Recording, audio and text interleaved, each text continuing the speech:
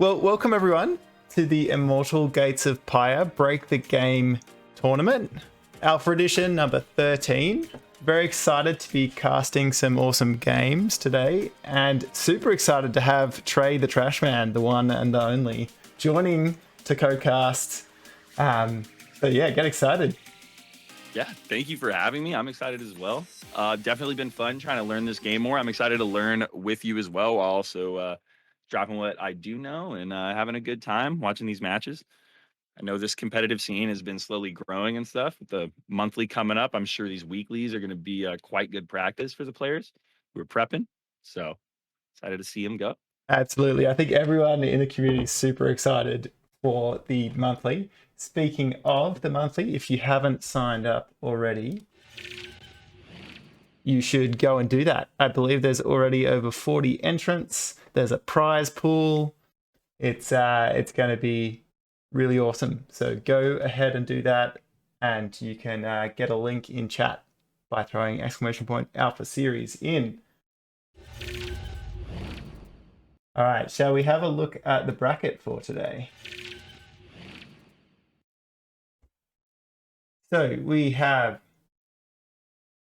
9 contestants today, lots of veteran players and some newcomers who are fresh, I think, prepping for that monthly Alpha Series. And so we should be for some exciting games. The first game we're actually going to jump into is between Lightforger and Ytlander, both long-time players in the Alpha and very exciting players for our first match. And I think we should be pretty much ready to go. All right, awesome. Yeah. So, what do you know about these players you've seen so far? What do these either have an Immortal main you'd be expecting so far, or even just a race in general that you're kind of leaning towards either's plan? So interestingly, the Immortal choices have changed, like wax and waned a bit with the last couple of patches. So the latest patch really significantly changed all of the Immortals' kind of abilities, which are kind of commander powers that you can use in the game. And so we've seen a lot. Which was a lot. Yeah. It was massive shift. And so we've seen a lot of Zol and Orzu in particular, in part because some of Orzu's changes have been really strong and are quite hard to counter early game with Ajari and Mala. So it'll be interesting to see if we do get much play with either of those.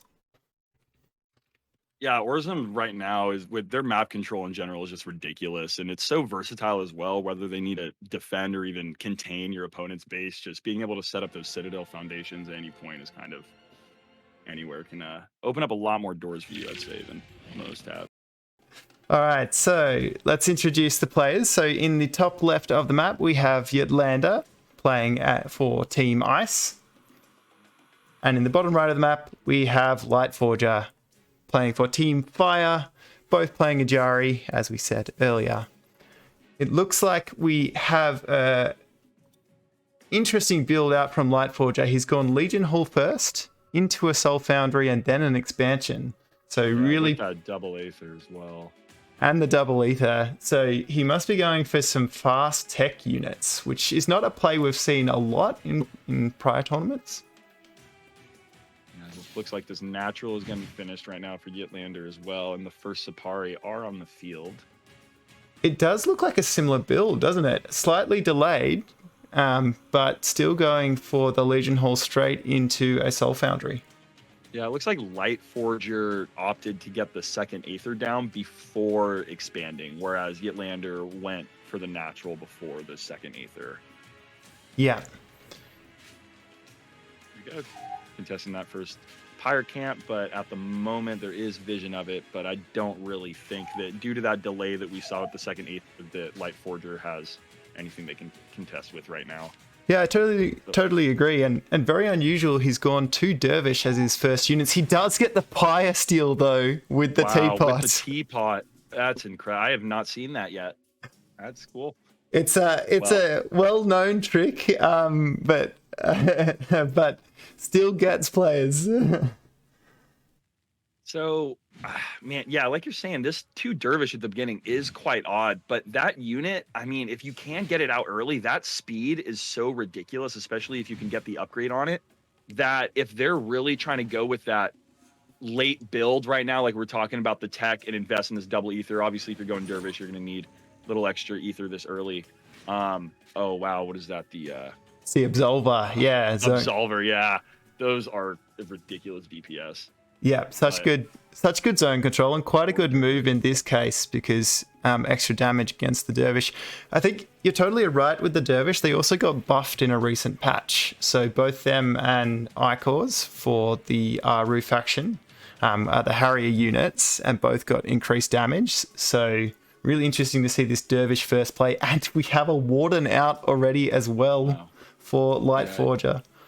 It seems like Lightforger is looking to build a pretty scary death ball later on, but they're going to be using these dervishes to harass and try and keep the enemy contained and Ytlander a little bit on their toes and not able to just freely wander the map and establish pressure of their own. So I think the early dervish is to set up enough pressure along with this harass we're seeing here in order to let them build up and use that tech. But honestly, if you don't have a response to it early enough, this could just be really bad. Yeah, absolutely. And looking at Ytlander, he's only just got an Angelarium up now, so he will be able to create some Sentinels to counter these Wardens.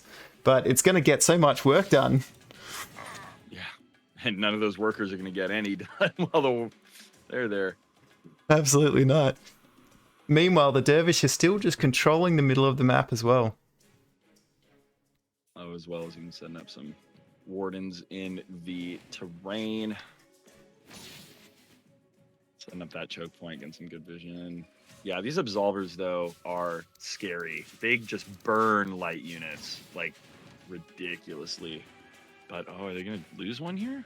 Yeah, absolutely. Got to watch out for that. That was not good. This is big. Yeah, that was great counterplay by Lightforger. They're pulling his Dervish back so they're out of range, and then using his Warden, his flying unit, because none of Ytlander's units shoot up. Yeah, sniping a dervish right there is quite a big investment. We do see the wall off. We've got Sentinels coming up, so those Wardens shouldn't get too much more work done. Harassment gets cleaned up by Lightforger in his main as well.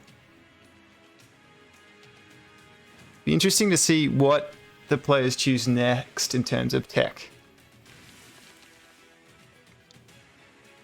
A little bit of anti-air, but they missed the air on the way, so they catch back up before that raiding party makes it to Ytlander's base. Oh, he does. Here. Oh, could get a snipe. This would be big. Yeah, send the dervish on their way. We get these wardens out of there. Yeah, I think you're losing at least a warden. Oh, I think he got lucky. Yep, the tower saved him coming in clutch. It's interesting with the Sentinels. Ytlander's also a big fan of using them for scouting as well, once he's built a few. Yeah, I've seen that quite a bit. They are just so fast, and being able to avoid terrain in general, you can get a lot of scouting done quick. And well, also never bad to have just an anti-air unit or two. Don't get caught with your pants down. But yeah, for the most part. See right there, doing good scouting, able to see where these power camps are and this pack of dervish are. What upgrades do we have on the field so far? They look like dervish might have got that speed upgrade by now when I saw him running away for Lightforger. Yeah, definitely. They definitely look like they've got speed. I'm not sure if they've got the Radiant Wards, which are like their kind of slow mines or debuff mines. We do see a setup from Ytlander here on the third base of Lightforger.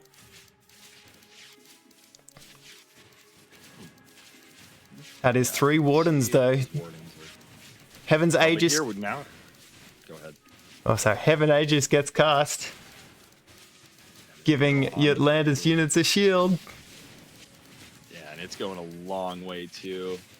There are a lot of Sentinels here now, too. A lot of Sentinels. I like to see those Sentinels focus on the Warden, though, not the opposing Sentinel. Exactly, and I think the challenge here is going to be those 3 Wardens for Lightforger may be able to hold this even with the Sentinels. That was interesting. Do you see any reason why they have the Sentinels targeting the opposing Sentinels? Is it because by the time they got Wardens down, the other Sentinels would have chewed through their own Sentinels too quickly? Yeah, I think that's probably the key thing. if he hadn't taken out the opposing Sentinels, his Sentinels might have dropped. The Wardens could just pull back to the tower. But it's a tough call, I think, because his Absolvers were just getting completely munched by those Wardens. Yeah, it's some interesting comp from both teams so far. Definitely heavy tech, like we were talking about earlier right now. Absolvers and Dervish for one side, and then Wardens and Dervish for the other. Absolutely. We do see a 4th base going up for Lightforger. It'd be interesting to see if he can take advantage of getting an economic lead. Yeah, they definitely have their Pyre lead at the moment. Oh my god, he's got almost 300 Pyre, man. Yeah, they're holding on. They can make a big swing. If they can have a good fight and really make use of their Pyre abilities and really good shields and such, they could do a lot of damage in a single fight.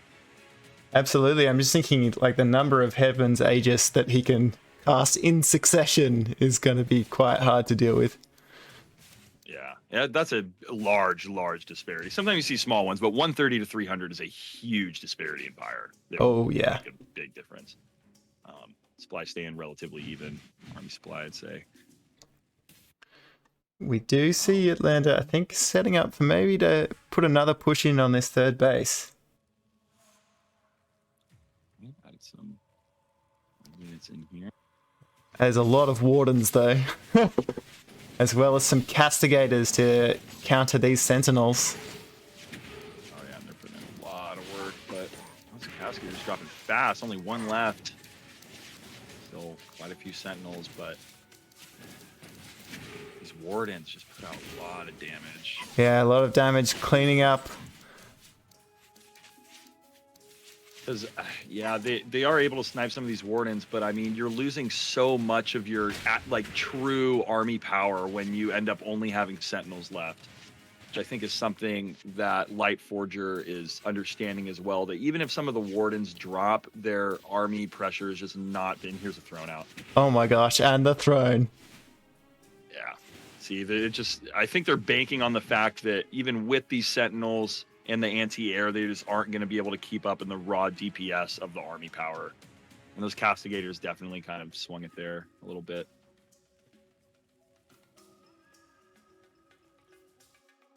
We do still have the 4th base up and running for Lightforger, which I think is his main save and grace at this point. Yeah, massive army here. Ytlander. Those Castigators look almost like weirdly biological in a way. Like they they look super mechanic, but almost look like a walrus or something. It's one of my new favorite unit models. I'm noticing. It's like a walrus that shoots like fiery plasma up into the sky. I totally get what you're saying though. They definitely look like a walrus. They have like a natural bob to them. That's right. Oh, 2 thrones now. Yeah, this is interesting. We do have Sentinels, which can help counter, but Ytlander probably needs his own Castigators. Yeah, or more Sentinels.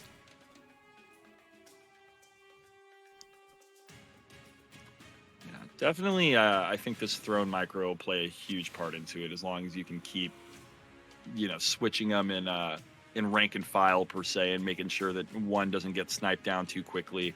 But you're gonna have to be proactive about that too, because those Sentinels can chase down thrones so hard that you're gonna have to be making sure you're positioned well and have outs to go. Otherwise, those thrones are just gonna get chased down if they get separated at all. Yeah, I think it'll be really crucial for Ytlander to take out any Castigators that Lightforger has. Otherwise. Now we got, okay, this could be huge though. These Saoshin, if used correctly in accordance with Saoshin, still their buff goes to thrones as well, all flying units, correct? Yes, I believe so, yeah. Help them to heal. So if they can make big use of these thrones and just not let them die and keep these Saoshin up, this could be pretty strong for them. But honestly, this ball right now from Ytlander's looking rough. I don't know. Those Castigators are just oh my goodness. These thrones are obliterated instantly. So much for the Saoshin saving grace. Oh, I think the Castigators plus the Absolvers is just far too strong. Not to mention he transitioned into a lot of Zephyrs as well. Yeah, very good generalist unit. Kind of replacing those Sipari with those Zephyr as their generalist unit, which definitely helped with the anti-air. And yeah, there we go. There we have it. We have the GG. Yeah, that was that early mid game. The very early game seemed fairly even. Those quick Dervish that Lightforger had out. I think if they could have done a little bit more harass, could have helped. But yeah, they just fell behind a little too quickly. Ytlander, honestly, it seemed that the quicker expand helped them out in the long run. They just started producing units quicker, established a little bit of Pyre control, and continued it from there. Absolutely. What a good first match. So it is a best of 3. So we can jump straight into the second match. Let me transition us through.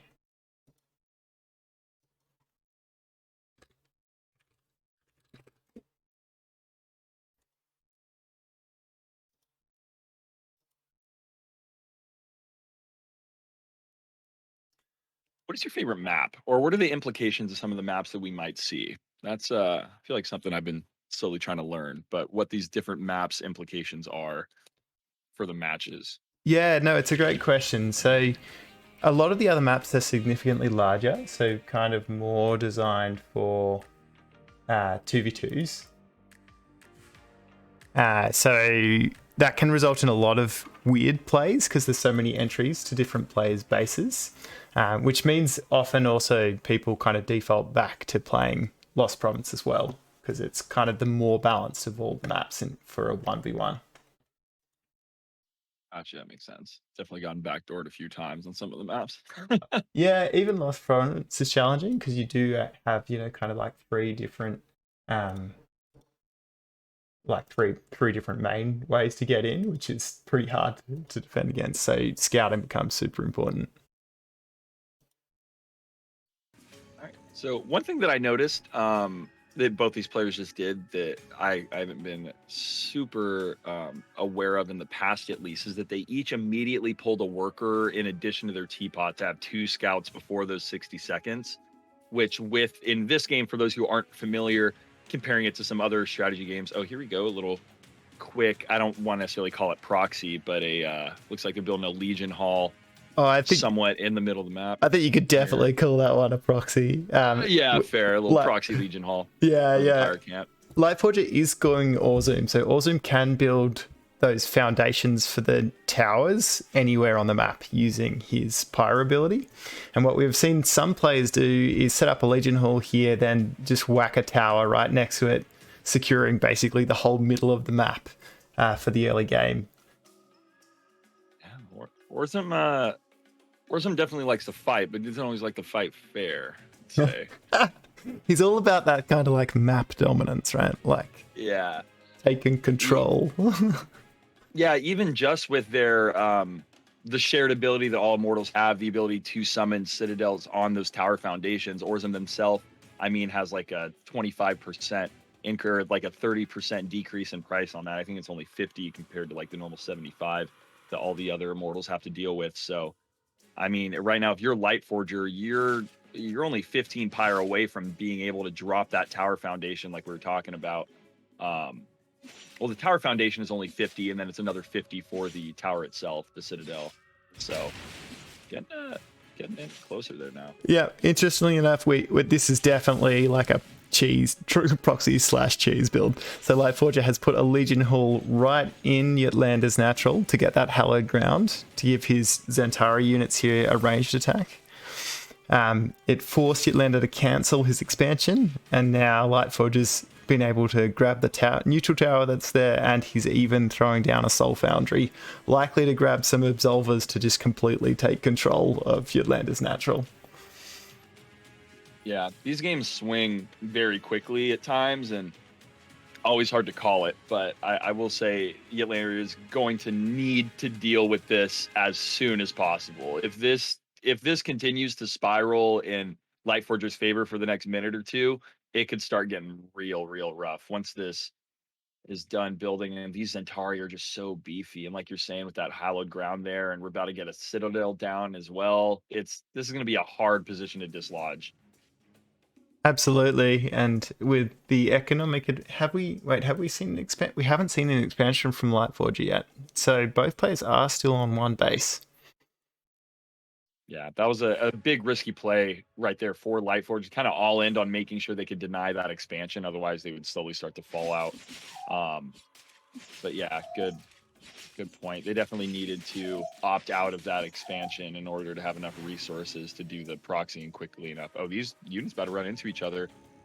But yeah, those Zentari, I think those Zentari could do it, because technically those Zentari aren't light units, are they? They're heavy units, correct? So the Dervish don't get the damage buff. I guess that's the Absolvers. I think they might actually still be light. I'm not 100% sure on that one. We'll have to check. Certainly looks like they are in terms of the damage they're taking. Yeah, just run this party off. Go a couple Zephyr out now as well. That Zentari Zephyr combo is so rough with the frontliners those Zentari make, and just how microable and positionable those Zephyr are. I think one of my favorite 1-2 combos unit wise. Yeah, no, totally agree. It'll be interesting to see if he adds on some Magi as well to get that kind of movable hallowed ground, and the kind of blink the Zephyrs have when they blink into hallowed ground recharges their shields. But none out yet. But that kind of combination of the three can be really impactful. Yeah, especially when we were talking about how microable the Zephyrs are too. If you're microing them around for a while, like a decent amount of seconds, and then you blink into that hollowed ground, you will get up until I think 30 seconds worth of movement, you will gain that extra shield immediately on blinking in. So let's say you're walking towards hallowed ground for 15 seconds. When you walk in there, not only will you start regenning like you normally would, but you'll get an instant bonus of 15 directly to it. So if you're microing around and then blink into it after you've been moving around quite a bit, you will get an instant buff in addition to the slow regen. Oh, it makes Zephyrs even better with the Jari, I reckon. Yep. That is true. Yes, that is an Ajari skill. You're correct, actually. We do see the sneaky expansion for Ytlander. It'll be interesting to see if he manages to hold this one, or if Lightforge is able to scout it. Absolvers again coming out. Yeah, just pushing this tower down. I think they'll definitely get the tower, but they need to choose one. They need to either they're taking this tower down or they're not. They are spending way too much time dancing around it. I think if they had just committed 2 more full Sapari attacks with that group, they could have got that tower down with much less losses.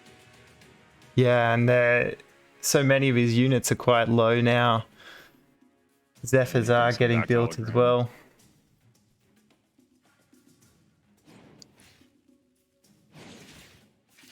I don't know. These Zentari are going to put in work, but they're kind of getting caught right there. Their AI, a couple of Zentari not being as useful as they potentially could. But now those Zephyrs are in a kind of odd spot in general, and a couple more coming in. But more Absolvers as well.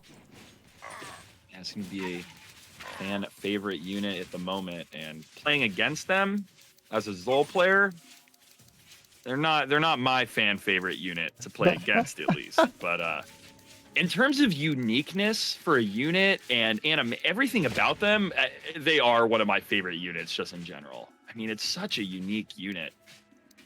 Yeah, I think it's animations, it's art style. It's just, they've done an amazing job. Still challenging to play against Resonance if you are playing against Aru, because they do end up getting outranged just a little bit, but in this case, it worked out really well. We do now see this Magi Zephyr Zentari combo, although only one Zentari, so he's going to have a hard time frontlining. I can't let that Magi get sniped either, but doing a good job body blocking those Zephyrs. Yeah, I think adding some more Zentari into that mix would go a long way for the Zephyr. Absolutely. I mean, worth calling out that Lightforger did just lose a whole bunch of supply as well when those units went down, because the production structures in Immortal also back as their kind of supply count, so your pylon or your supply depot equivalent. Yeah, recently getting moved down from I think like 16 to 10, correct? I think you gain about 10 supply per building. So also you have to invest heavier in order to get more supply. So once you get supply, you're going to want to hold on to it. Yeah, I think maybe the supply was the same, but the production rate was reduced to 10. So you basically the number of units you can build at a time is like significantly reduced, which impacts early game when you're getting started, but also if you need to rebuild an army like Forger does right now, it really slows you down even if you have production, and he's lost both. Yeah. Oh, and yeah, they're probably gonna. Okay, so there we go. The Orzum ability right there coming out will not negate, but I think it reduces incoming damage by like 50% on that building, and then it should, gain like half health and shield at the end there. So able to keep them off that natural, but I don't know for how long. Yeah, this position here from Ytlander is really interesting. Basically just holding this choke point between the natural and the third. And not allowing Lightforger to reconnect armies or help their main. But here we go, coming in. Probably going to shoot that tower, I'd imagine. Not yet.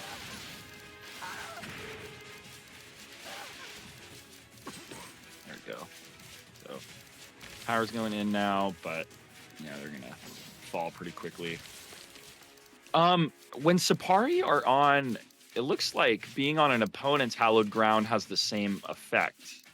I think that's actually the Heaven's Aegis. So Ytlander casted one of the Immortal abilities, which gives a similar looking kind of shield to all of the units around Teapot Orzum, as Ajari is known when they're on the map. Gotcha.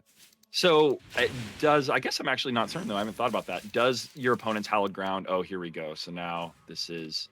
Yeah, this is... And teleport back. Yeah, the Deliver from Evil, just done enough damage, destroyed the natural, and just yeet out of there. Yeah, that was good use of it. Sorry, but quick question. When you're on your opponent's hallowed ground, like let's say you were Ajari on Orzum hallowed ground, do you get your buffs? No. So it's only on your own hallowed ground. You have to bring some... I was going to say Magi, but Ajari doesn't have Magi. Yeah, Arc Mothers, that's right. Thanks. I was like, which? Love the Sapari shield. It looks so good, and I just can never unsee. I try not to compare things to other games too much, but I can never unsee Jackals from Halo. Oh, I've never thought about that, but I'm never gonna unsee it now, and that's it. Right? That's the one where I'm just like, dang. I'm totally fine with it though. I'm a big Halo fan, so yeah, I think that's gonna keep me chuffed for the next week or two. Yeah, I think Seamus liked that one too a lot. Oh, we do see Lightforger losing yet more production structures, so he must be feeling it really hard in terms of supply cap and having to spend resources for rebuilding all those structures. Ytlander did a good job of turtling that initial proxy pressure, and his really kind of turtled out long enough to, like we were talking about, get past that initial first phase of pressure. And Lightforger committed really hard to that beginning and a lot of resources, and also delayed a lot of things like their expansion, etc. And while they did deny the initial expand from Ytlander, it took a lot more resources to deny the expansion than it did to just not do it, if that makes sense. So now that we've kind of gotten past that first initial early game, this is definitely transitioning into, I think, Ytlander just snowballing a little bit more resources. Yeah, absolutely. And I think not scouting the second base for Ytlander was also kind of a pivotal challenge for Lightforger, because I think he was expecting Ytlander to be way lower on resources, right? And I think still now he hasn't actually seen that Ytlander has a base there at 12 o'clock. Yeah, it also kind of leads your opponent into making trades that they otherwise shouldn't. Because if they go in there and like, okay, if my production is this, their production is, if my production's X, theirs is Y. I think that if I go and make this trade with my production, I will be able to continue the pressure and outproduce them. But if you don't know they have an entirely second base and you go and you make trades, and then the next time you see them, their army is the exact same size as it just was, and you can't match that production, then you again are just going to slowly pit her out. But this looks like a pretty good trade here for Lightforger. I actually don't think this is a fight. I guess I didn't see that Sentinel right there. Absolutely. I still think if he manages to focus fire with his Zephyrs, I think, yeah, and you can see Ytlander backs off. I think he's aware that if that Sentinel drops, his army is in a lot of trouble.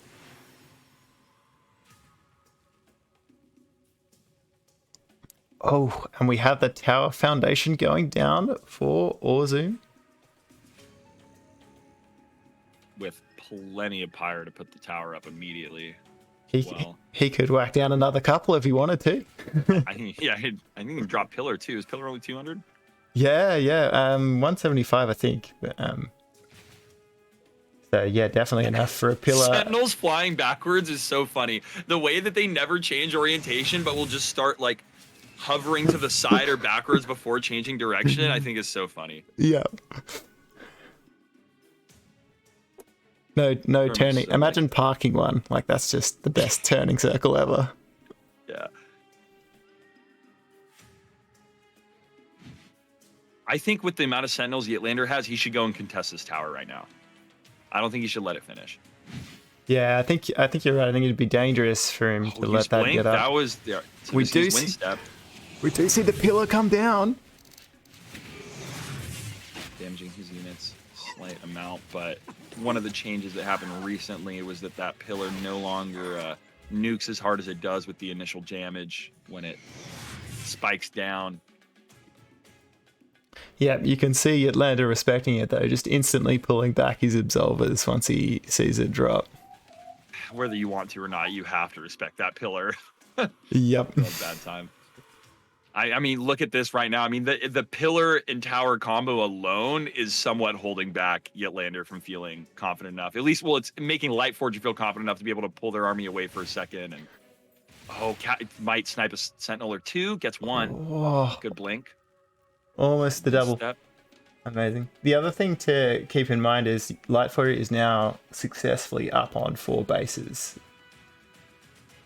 Yeah, this game has really been super swingy. We saw Lightforger sacrifice some resources at the very beginning, and then Ytlander was able to pull back in, and now as we're transitioning into this kind of mid game, Lightforger has been able to get enough bases up as well. So now these two's production is going to be a lot more comparable. Well, honestly, Lightforger is going to start to definitely outproduce. How many bases do we got? I just realized Ytlander has managed to get on 4 as well with that sneaky 12 o'clock base. I don't think he's had his third, or your normal third, up for very long. But if he is able to hold, they should sit fairly even. We do have thrones out though for Lightforger. Boys.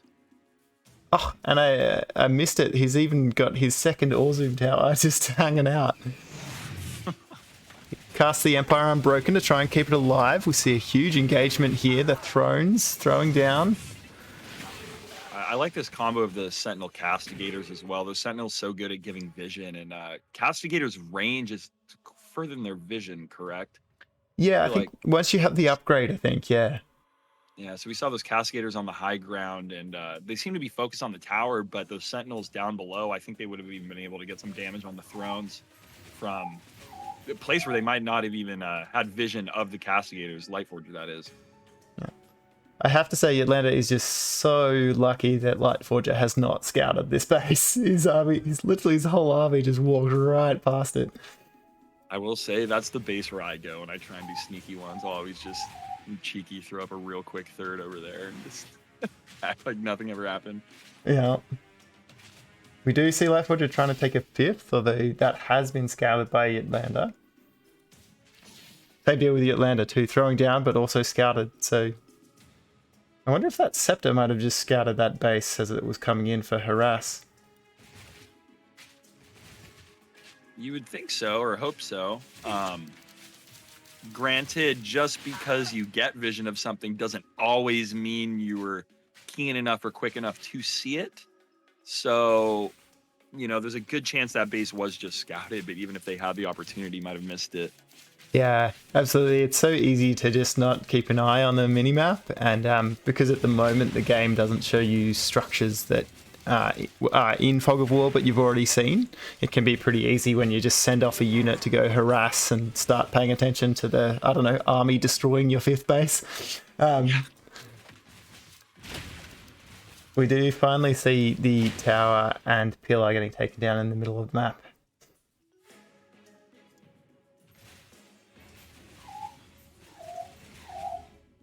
Pyre camp.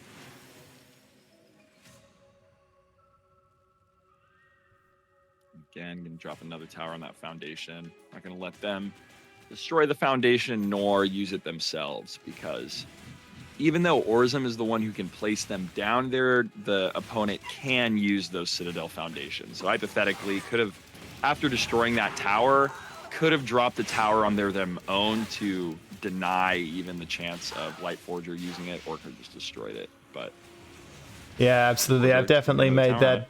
I've made that mistake before, especially early game. We did see the Thrones absolutely wipe out a number of Absolvers for Lightforger, so great use of their ability. Not sure if his army is still quite strong enough to push in here, though. That Castigator is making all the difference. It's doing a bit of a victory dance. Yeah. Yeah, but that Orzum tower, there's a kind of a build you can do where you get your Pyre. Actually, the way Lightforger started, so putting a Legion Hall here, getting enough Pyre to throw your tower down. And I tried to do it once, but I threw the foundation down before I had enough Pyre to actually cast the tower, and my opponent just took it straight up the first 2 minutes of the game. Oh, that feels bad. Oh, yeah. Okay, Castigator down. Yeah, I got stuck. See, nothing was frontlining for it, and really paid the price there. Now I definitely think, oh, they can push in. I think they should. I think they should make a move here before more units drop for Ytlander. He's got almost double the army supply at the moment, so he should be as well as having, I feel like, a mismatched unit type. Those Zephyrs definitely aren't light units. So those Absolvers are going to not be doing as much damage. And then these Thrones, without any Sentinels or Castigators, the Zephyrs just aren't going to have the DPS to do anything against them. And yeah, here we go, target powering down. You still have that Magi as well that can help sustainability. And there's the GGs. So we got Lightforger on the board now. Yep, we have the GG. We are going to a game 3. Let's see here. All right. So it looks like the switch to Orzum played out well. Yeah, absolutely. I mean, I think Lightforger kind of had a lot of opportunities, I think, in that game to take it.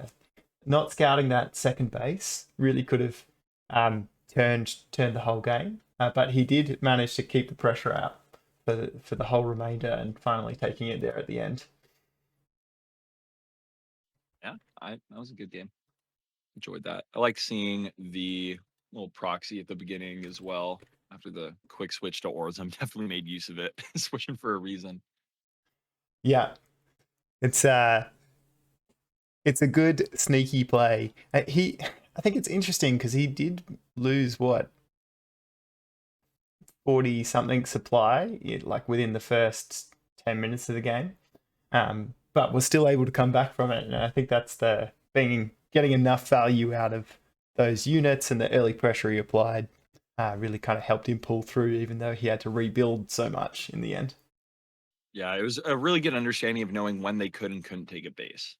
You saw a lot of Ytlander's bases seem to be getting contested more often, and Lightforger was able to find a point where they got up 5 bases they were running, 4 bases that were really established, and was just able to keep up production well. And then by the end of that, you have 4 or 5 Thrones on the front of your base, and oh yeah, at that point it might be a little too late. Absolutely. I think the use of those Thrones to just take out the Absolvers was just amazing, as well as the transition into like heavy Zephyrs with some Magi. Really good. All right, I think we're ready to jump into game 3.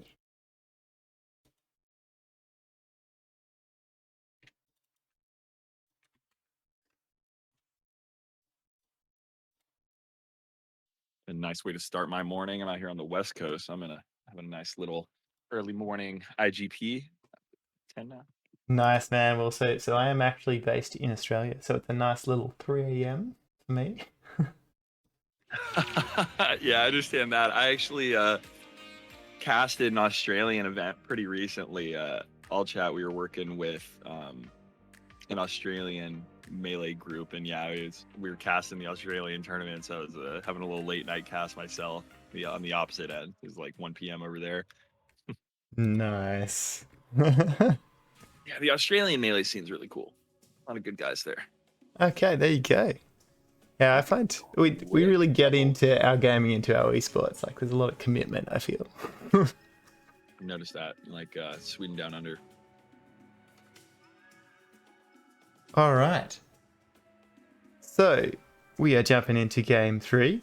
Both Ytlander and Lightforger have taken a game apiece so far in the series. I'm curious, can we jump over to Ytlander and see how many Aether they have taken so far? Quick. All right, so they're also going double real quick. Probably going to see some of the quick tech like we've seen the last 2 games. Seems like the tech has been really where these 2 have been lying, those absolvers, and then transitioning into the later game like thrones and such. But we haven't seen too much with the Angelarium yet outside of the thrones and sentinels to deny. But for the most part, I've mainly been heavy tech. Yeah, absolutely. I think what's also been interesting is, like, I would have, if you'd asked me prior to this series, I would have told you the meta was fast expansion for most players, including Ytlander, who I've played a lot against. But now we're seeing production first. We're seeing double ether. I don't think anyone's feeling safe.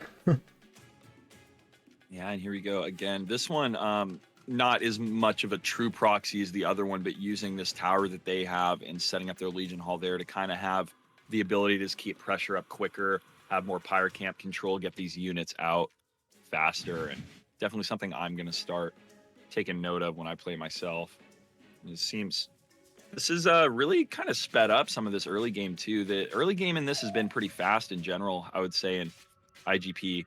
But yeah, I mean, setting these up quick. I mean, you're already on top of these Pyre camps immediately, and in this game rocking. And Pyre, I feel like, is a big part of what can speed up these games. When players have access to Pyre and their Immortal abilities, they really seem to feel as if they have a lot more options available. They're willing to take some different risk or try and make those bigger plays. Those are really your playmaking tools, your swing tools there. If you and your opponent are on pretty equal footing, even if that includes Pyre, knowing how to make and maximize full use of those Pyre abilities is what will swing something in your favor that normally would have just been basically a stalemate.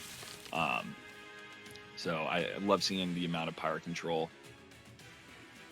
Yeah, absolutely. I think it makes such a big difference, particularly early game when you've only got a few units out on the map. It can kind of make a massive difference in those early engagements. I think the other thing early game is because worker production is automated, you actually have a lot more bandwidth to be out on the map going after the Pyre camps and scouting, understanding what your opponents are doing. That's a change I like a lot. We do see our first engagement. Lightforger has dropped a number of units and is pulling back in the face of these Absolver Sapari combo.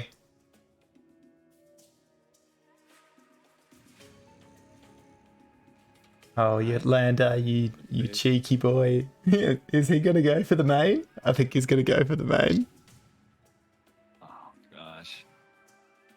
I would drop a tower on that foundation right now. Yeah. If I would be full in, just the worst person you can imagine. Yeah, we do have the Empire Unbroken, which will help defend a bit, and the Absolvers as well to help defend. Ytlander's gone with Heaven's Aegis, but I think that combination's just going to be too much for Lightforger. Which tech building did they protect as well? Which one is that? So this is Keeper of the Hardened Flames. It actually lets you build the static defense for Karath, which are the Fire Singers here. You did see it pop just at the end of that fight. It had finished building and was able to... It basically throws out some damage, which has also got a dot over time as well. Cool. Yeah, it was definitely good timing for that to drop. Great. Yeah, if there's a little bit more units for Ytlander, they could have done some damage, but didn't quite have what they needed. Not quite enough. And we do see the full commit to the proxy, though. We've got 3 production structures here down at 6 o'clock. We do see the Warden coming up. Oh, the Warden. Yeah, here we go. Those, man, Ytlanders really enjoyed these Wardens. I feel like they've been putting them to good use, too, especially in that game 1. We didn't really see him come out in the game 2. The game was just kind of progressing too quickly. There's too much quick pressure at the beginning there. But, yeah, these fast Wardens, that teapot stuck in the ground. It's just hiding, just waiting to steal Pyre if someone doesn't notice it. I love that. It's so sneaky. We do see the Scepter harass coming out from Lightforger as well, so both players having the same idea.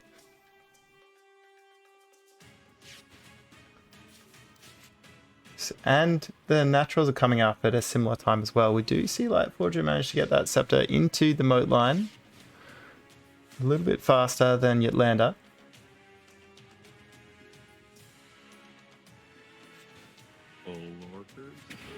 Yeah, in this game is it ever worth it to just allow the workers to, like, in terms of monetary value, is it ever worth it to just allow the workers to keep getting hit if the harass is a little slow?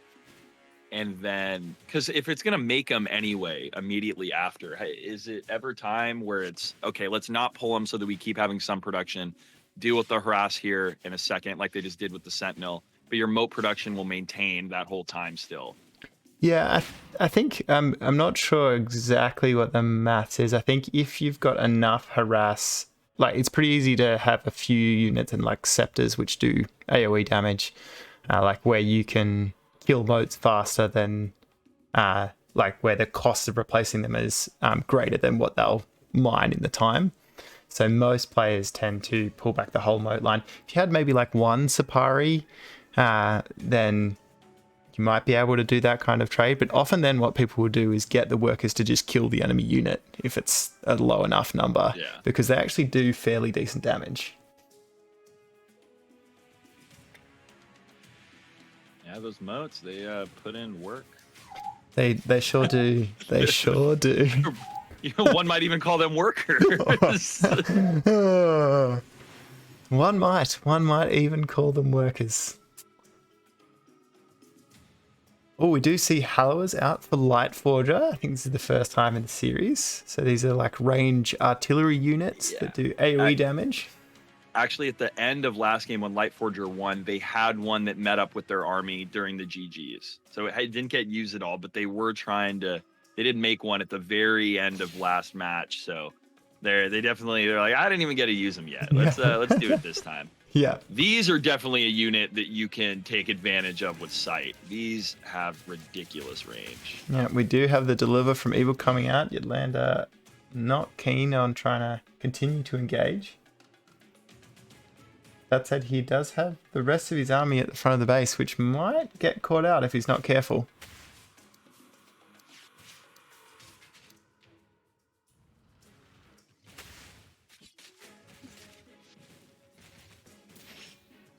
Come on, Hallower. Man, he really wants that Hallower. MVP, look at this guy. Yeah, there we go. That's a pretty decent difference, too. Especially with a dislodger unit like that, where you actually can keep them back and survive, longer than you might a unit like a Zephyr or something. Even like a... Yeah, I mean, that, and like hard commit from Ytlander as well. I'm not sure. I think he lost at least one, maybe both of the Safari. So we do have a couple of Zephyrs here, so I think they should be able to keep those Sentinels at bay without too much hassle. Yeah, I like the way that they microed, is they kind of pulled the other units in or towards the right, however you want to look at it. They would move the Zephyrs the opposite way and kind of keep them closer to the Sentinels. So if the Sentinels wanted to come in and get to the Warden, they would have to not only fly into the Zephyrs, but fly towards them, on top of them, and then all the way past them to get to the Warden, which would just add that much more time to damage. So if anyone's looking how to slightly move your units, optimize it a little bit. Exactly. These Dervish, though, getting completely caught out.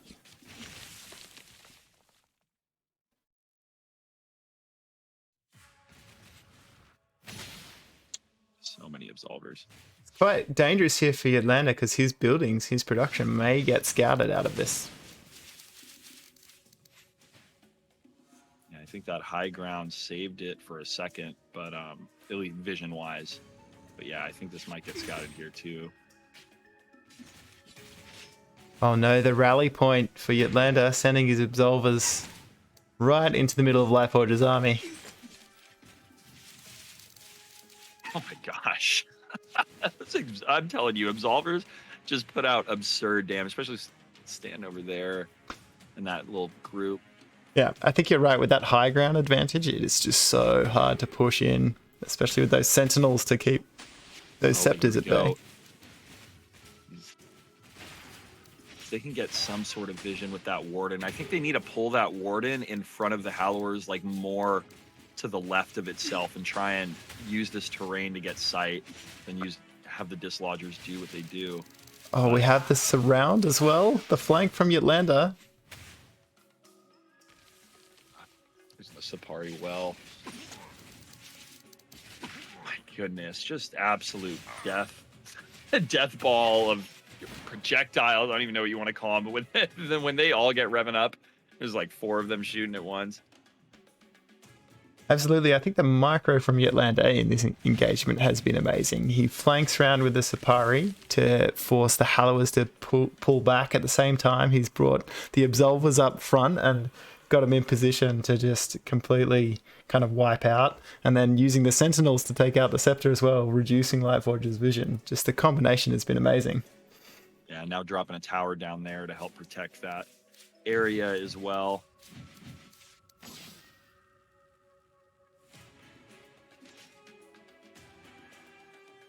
Units moving here on the right side of the map, and Ytlander is congregating in that bottom left side still next to their proxy, but looks like we have a little raiding party at that top corner. We'll see where they end up going, but Ytlander moving out themselves as well. Lightforger harassing them natural a little bit, but not too much threat from that, just annoyance. Kind of the real threat from that is not paying attention to something you need to. Look, the number of times I've lost my whole army because I'm dealing with harass is kind of embarrassing. Yeah, exactly. We do see Ytlander commit here into the engagement. Lots of static defense for Lightforger, which is not necessarily something we see all the time from players, but in this case has proven quite useful to make it just that little bit harder to push in. Yeah, I think that very early absolver pressure that Ytlander had down here to the left kind of forced them to, at least for feeling secure, they wanted to make sure they had a little bit of extra defense so they don't get backdoored or anything, but it's fine, I guess. I don't know how much of a big difference it made in that engagement. Yeah, I think the surround also had a big impact. I don't think Ytlander was maybe expecting this tower here to be up, but had already kind of committed in through the choke point. So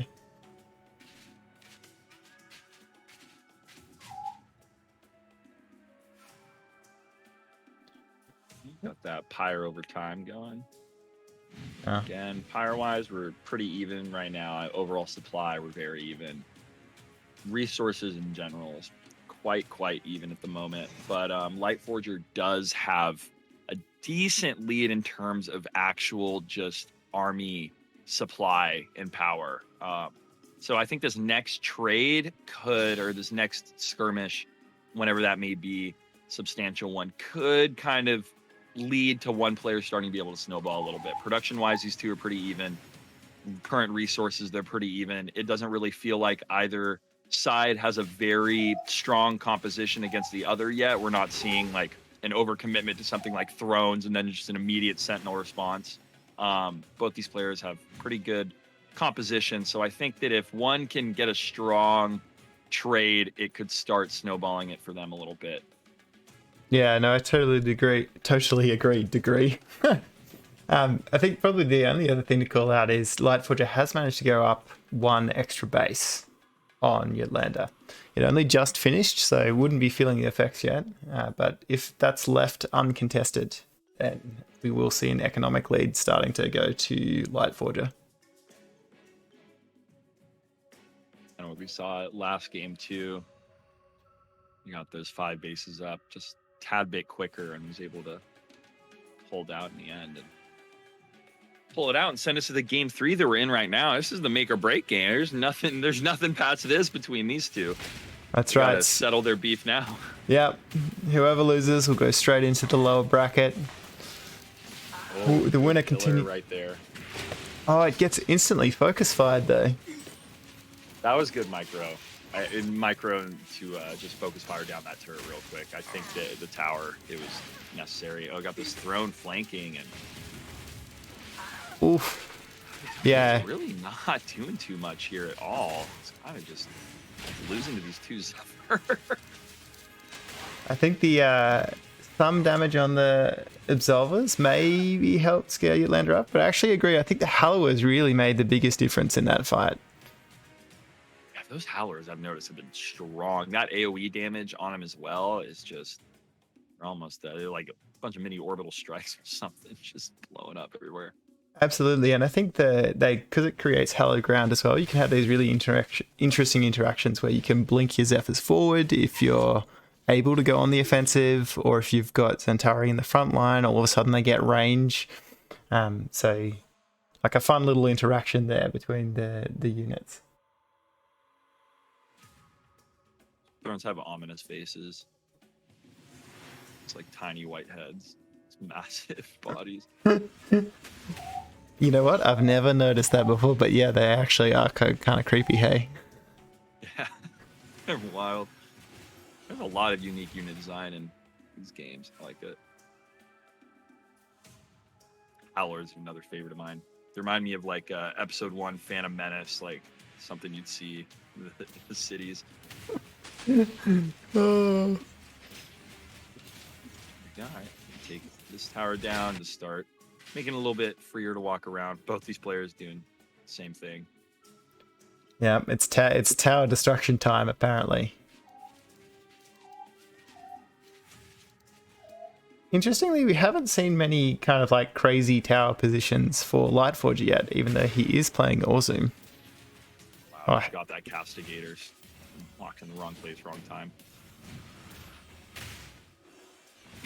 Oh. I feel like we're going to need to see some sort of immortal ability here for life. I guess they didn't commit as much. Yeah, able to run away. I think Ytlander must be quite nervous about losing these production touches and the base. So now we do actually see Ytlander going up to 6 bases now. He had started his 5th late, but now jumping ahead. What did they just drop another one? They just went from like 600 to 0 gold alloy. I wonder if they just did. They had like 1,200 a second ago. Yeah. It went down to like 650 and now they're all the way down. Did they drop like a 7th somewhere? Maybe. I mean, his army supply is quite low. Yeah, because his army supply is so low. It could have been, let's see what's in production. What's in production now? I don't see anything. Got some Zephyr. Okay, I think there's Sapari that just popped out, maybe Castigators and some Zephyr. So, while we're watching that, we do finally see Lightforger pushing in to this proxy. Yeah, it looks like though there wasn't even a skirmish there for it. I think they just got caught with the units away from there. And wow, this is you see quite a few thrown together, but 5, this is 6. This is a big amount of thrown. I feel like normally you see like 3 or 4. 6 is a lot. Yeah, absolutely. Especially I think combined with these Howlers. it's this has been 7. quite a risky engagement for Ytlander, and he even throws the GG off the back of that. Wow. Yeah, those 7 thrown. I mean, now it's just kind of the point where he starts moving base to base. And like you were saying earlier, I was mistaken, at least on the supply thing. It does get harder to rebuild your army now that you can only make 10 supply worth of units at a time in production, correct? Is that what? Yeah, absolutely. Yeah, absolutely. Because it just slows it down. So if you need to rebuild from scratch, even if you're at supply cap of 160, it just takes so much longer unless you've overbuilt a lot of production structures, which happens some games, but with games that are that tight, where armies are just getting wiped over and over again, you often don't have heaps of headroom. Makes sense. Well, yeah, it was a good series. Lightforger losing game one, making the switch, and ended up pulling it out with Orzum. Absolutely. What a great and engaging first series. It's always a bit unsure in those early rounds how well the players are going to go against each other. But yeah, seeding playing out really well in that case. All right, maybe That let's check was in on the very bracket. Let's Let's bring do so. So we're doing. that up. In the meantime, here in the chat, let me drop for y'all this drop.com giveaway that we are doing with Immortal themselves. We got, let me show you. Oh, where'd the stream go? Here we go. All right, y'all. So right there, we got a giveaway for a Immortal Gates of Pyre keyboard, which is pretty sick. So y'all go check that out. It's association with All Chat Esports and Sunspear themselves. So I would definitely go peep that, as well as the alpha keys that are being given away. Got a raffle for all the viewers over here at Team Outfox's channel. Shout out them for putting all this together in terms of the production and making sure that I was all set and everything. Appreciate it. It's been fun so far. Yeah, mate, it's been great. And so and get that keyboard. I had a look at it earlier, and I'm quite excited. I may have entered. I don't know. Yeah, it actually So does look real nice. yeah. So quick walk through the bracket. It looks like we have had Magicall beat Yi Zhao and progress through. He will be facing up against Lightforger as the winner against Ytlander of the series we were just watching. Skruffy has also progressed through. Skruffy and Santa have both progressed through into round 3 of the winners bracket as well, knocking Pigeon Wrench and Spockling into the lower bracket. So who would we say like some of the top seeds are? I would say like Magicall is probably one of the most favored, I'd imagine, from what I know, and like Santa, are those two of the more favored players? yeah, those two and Scruffy, I think, have been the most consistent performers. Um, Kind of heard and Magicall is kind of like the goat right now for this game. he is Word on the absolute. street He, is. he is absolutely the goat right now for this game. So that is for sure and for certain. All right, I think we might just throw to a quick break, and then we'll be back for our next series. Awesome. Sounds great. Catch everybody around. Enter those giveaways while we're gone. Thanks for watching.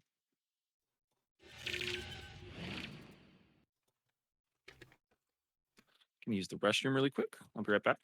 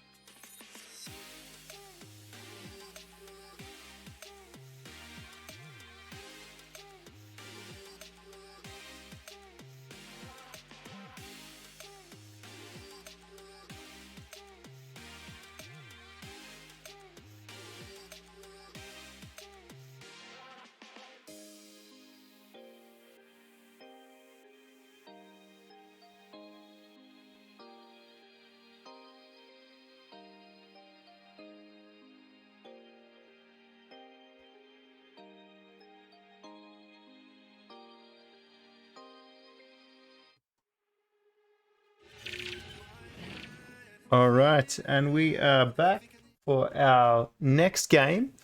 It's going to be a matchup between Magicall and Lightforger. So a continuation of the series we just watched. Going against, I believe you called him the GOAT of the game so far, Trashman?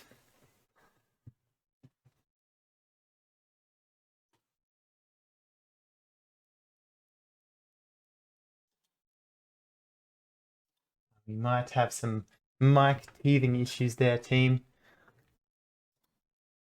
See if we can get that back. Meanwhile, let's start getting the game going. Cool. Let's launch into the game.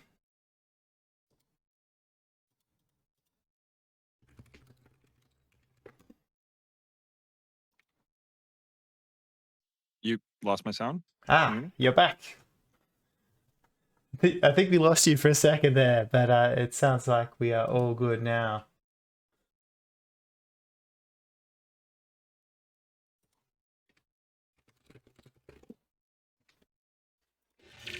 All right, we can see that. Can't hear me out, Fox? Hello? Yeah, so Trey, I hate to admit it, but I may have muted myself so you couldn't hear me. Okay. So apologies for that. We are jumping into our next series between Magicall and Lightforger. So Excited for this. yeah, so excited. Continuation of our last series as well, with Lightforger continuing in the winners bracket. I've yet to see Magicall play as well, so excited for this. You are in for a treat. It will be interesting to see. I mean, Magicall normally goes expansion first. Although, interestingly, he's gone double ether. So he's normally our classic macro player. And he's going ultra first. So apparently I just, the entire meta has changed on me in between last match and this tournament. Yeah, I've noticed that. Even like watching Zard, I mean, what I've watched play for the most part is, expand first has been the meta for the most part. I've been learning. Yeah, I think it's interesting because we've had such big changes in the recent patches. I think it might have just taken a while for people for it to shake out and people try and play around with different openings. So it really looks like people are prioritizing those units first now. Yeah, once the game gets more understood by more and more players as well, you're going to have better ideas of how you want to use things exactly, so you won't necessarily always need the same amount of options available for you if you know exactly what you want to do.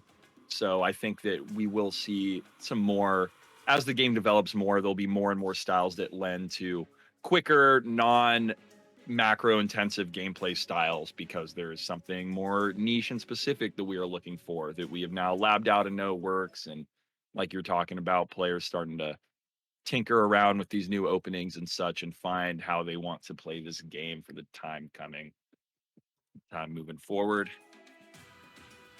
Bone Stalkers are probably my favorite unit in the game, I would say.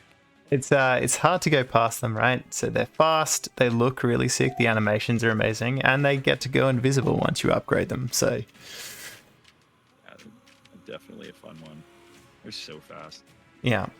We did see Lightforger go for a bit of an earlier expansion, so he'll have units out a bit slower, although his dervishes have now just popped.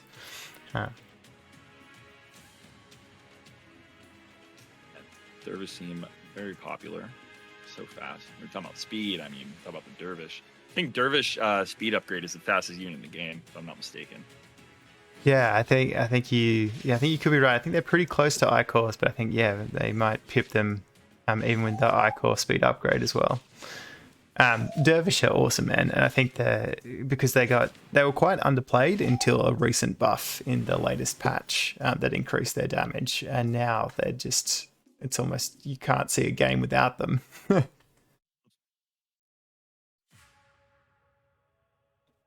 need a couple of units like that.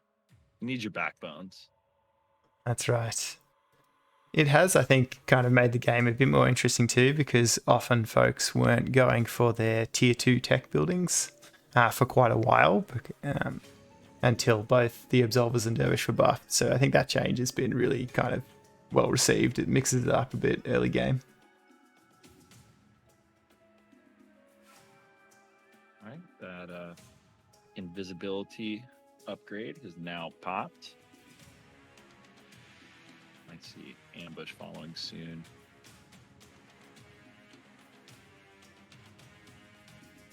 Do players normally try and prioritize getting those upgrades quickly after one another, or is it more of a you get the invisibility and then at some point you'll be getting ambush pretty soon after? Yeah, it's because it's hidden behind another tech building. It really, like, players normally go one of two ways. They either like really commit into like fully upgrading the Bone Stalkers, or in Marla's case, fully upgrading the Masked Hunters because they've got a similar kind of two-step upgrade. Or they do something like we're seeing Magicall do now, where he'll actually transition into Resonance straight off the bat. So rather than getting that red veil so that he can get the second upgrade for the Bone Stalkers, just going straight for these amber wombs, which let him build these Resonance. Those Resonance are easily one of my favorite units of the game. They are, for anybody unfamiliar, they can deploy, gain a lot of range, some AoE damage similar to siegeable units you might have seen in other games, and they are very hard to deal with when they are deployed. If you can use them properly, frontline for them, give them the vision, etc. they need, they can do a lot of damage. And then especially when you talk about units, especially in some of Zol's new changes is well being able to set up those ambush pits and get your units invisible. You can walk invisible units right in front of an enemy army without them noticing when you have deployed units behind, and then just start raining down the ambush immediately after, and you can get some quick damage down real fast, I feel like. Well, also obviously great defensive units when need be. Yeah, I think Zol's kit right now is definitely one of the most interesting ones in terms of like just flexibility of different ways you can play it, how you can use those ambush pits. We've even had players using them to protect worker lines because they'll just make the workers invisible. So, Oh my gosh. just a lot of I haven't thought of that. That's wild. Yeah, it's lots of flexibility. Oh, and here we go. One of the what are these called? Incubators? Underspines. So these ones, Underspine. you can deploy them and they'll create that rootway, and Resonance, when they're sieged up on rootway, get extra range. So these are a really awesome combo to like take a position and really hold it. Yeah, the incubators are the Keetle makers. They are, yeah. Yeah, that's right. Yeah, okay, so Underspine right in front. Also putting it in between those Resonance and the Bone Stalkers themselves too. We'll be able to get those Bone Stalkers some better little healing and such. Oh, that Underspine's going to go. I was thinking he might have just put them slightly too far forward. You can typically outrange a tower with Resonance and Underspine, which we can see, Magicall successfully doing now. I think the Orzoom, the kind of Empire Unbroken Orzoom might have thrown him a bit. We do see the natural counter to Resonance, which is Thrones, but... That was a weird thing to do with your throne. That tower was so gone. So gone. You know there's some Bone Stalkers there, and he's basically left the throne to die. He's entirely abandoned it. Yeah, I think there must have been a bit of miss macro there or something. Maybe on the wrong control group. Yeah, and that's going to be rough. And now you have these Underspined right here just raining down on the bases. Just kind of containing Lightforger inside their own area. Yeah, like it's going to be... Get right on top of this root wave though, and this Underspine. That's what you need to do. Engage at a distance. Get right on top and then start dealing with those Resonance as quickly as you can. I really thought that Magicall might have had that straight off the bat. Oh, maybe I spoke too soon. Yeah, these Absolvers on hollowed ground against something like the Bone Stalkers is just... It just tears them apart. Those DPS is insane.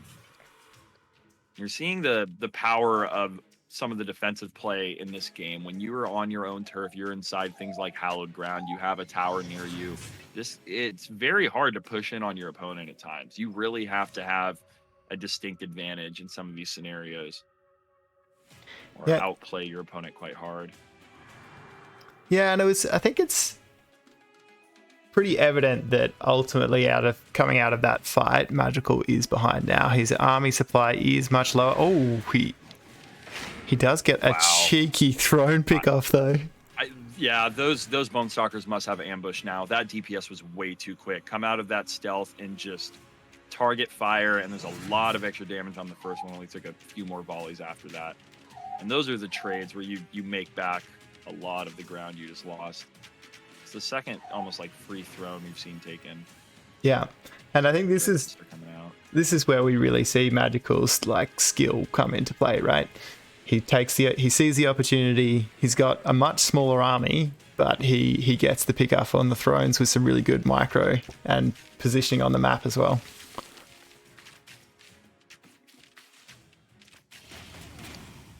Wow. Good ability there. Just blows up that group of Bone Stalkers. Talk about getting deleted. Yeah, got the tower now coming down too, scattered out soon enough, so won't be up though by the time they take that down. So it's gonna be hard for the throne to hold this off on its own unless they can group up those Bone Stalkers again. No, they didn't get it. We do see the root. Not really too much there. You don't have the tower yet. Not for you. Exactly, not enough. And we did see the root come out from the Red Sister as well, holding that throne in place while the Bone Stalkers just took it out. These Bone Stalkers just have such an ability to garner value from themselves, considering they're very microable unit, a unit that you can use and position in very unique ways between the target firing and extra damage you get from ambush and visibility. You can really turn a cheap alloy unit, I think they're only 50 alloy, into something worth far, far, far greater. And we're seeing Magicall do that consistently right now. A couple Ichor out. Yes, gotta love the Ichor, commonly known in the community as Cat. Cat's running through. It will be interesting to see if they manage to get into the main mineral line, or mineral line, alloy line, I should say.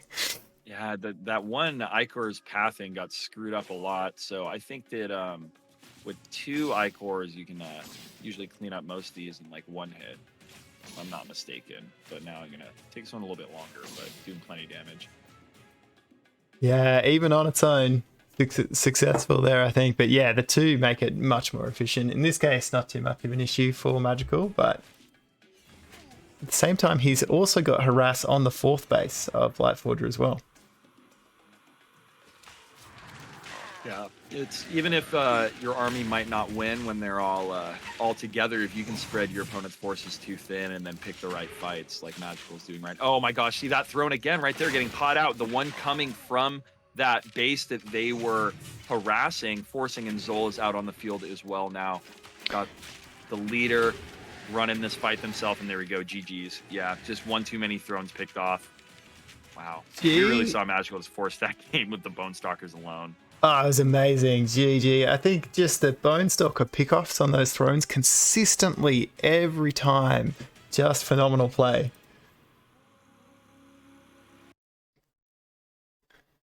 Yeah, very, very, very good play from Magicall.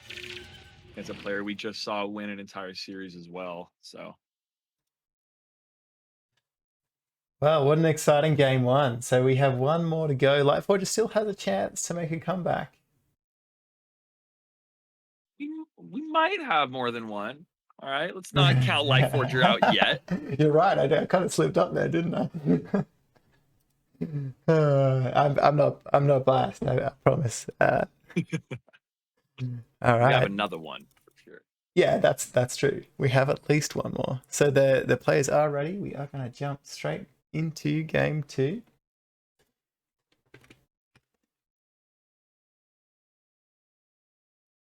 I think that great hunt at the end of that fight was really impactful as well. I wasn't completely sure that Magicall had enough units, but that extra attack speed when units go down, the reduced vision, and Zol himself making an appearance, I think, had a pretty big impact.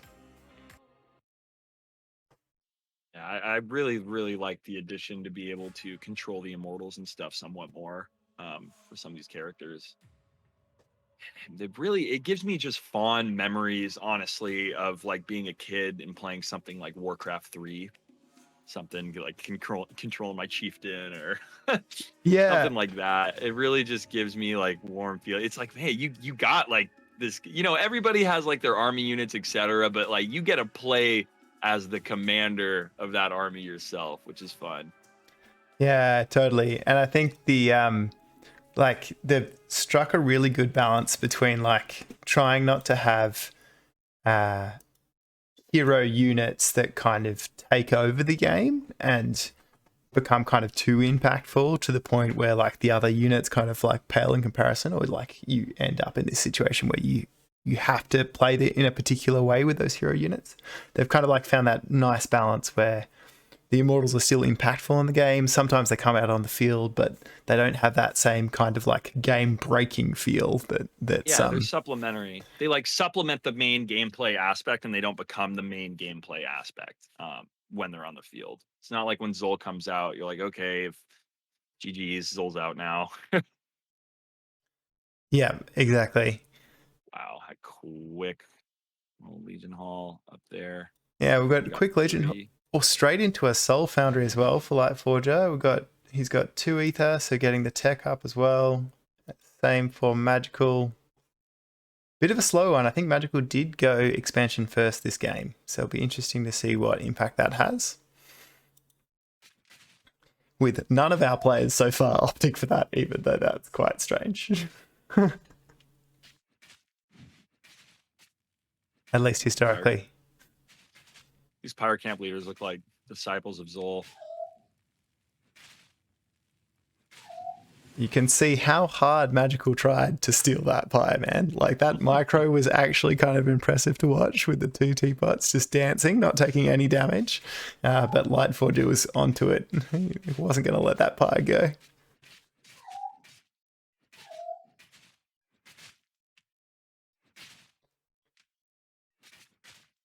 Ooh. Trying to block them all around. Oh, that was close. It was.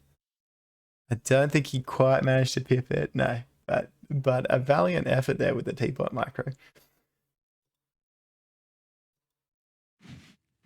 We have the Dervish up as well. Bone Stalker's coming out.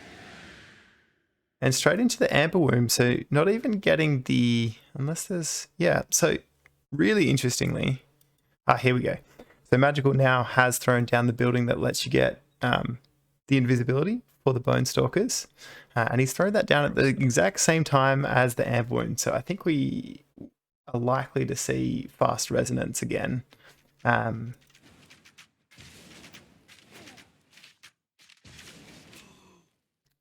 Lightforger does drop the Heaven Aegis here quite early in this like first engagement. He had lost a couple of Sipari though, so looks like he's just having to pull back, especially with that Aerovore going down and getting upgraded into an Omnivore, which is kind of like static defense once it's upgraded that shoots ground units.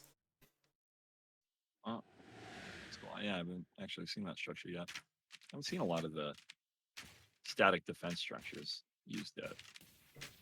We've only really saw it in that one game, Lightforger versus Ytlander, where he did some of the fire singers. But aside from that, it's been pretty much absent. I think if we see some like Warden harass or something coming out from Lightforger, then we will see Magicall sticking that static defense in every base, because for Aru, it shoots air units by default until upgraded. So really good against early air harass.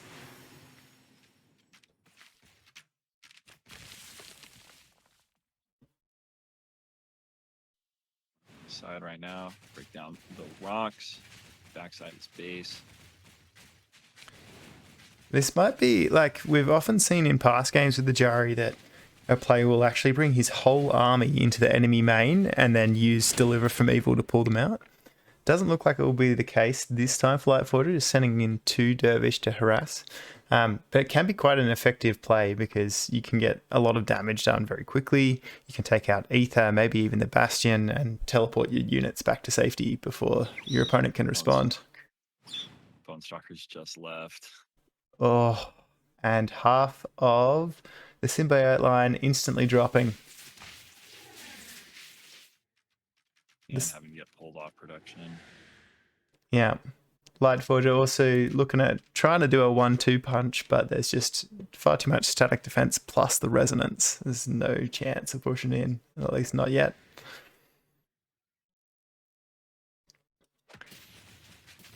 Meanwhile, though, taking out the second tower at the third base.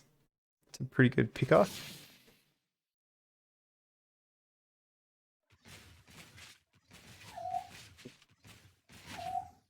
Maintain that Pyre lead right now for Lightforger, grabbing another one. Yeah, he really can do whatever he wants with that. And against Zol, that can be quite impactful. Great Hunt is really expensive and, you know, a super powerful ability for Zol that can really make turn fights really on their own. So keeping that Pyre advantage, keeping Magicall's Pyre down, should put him in a good position. That one Stalker has just pulled the whole army.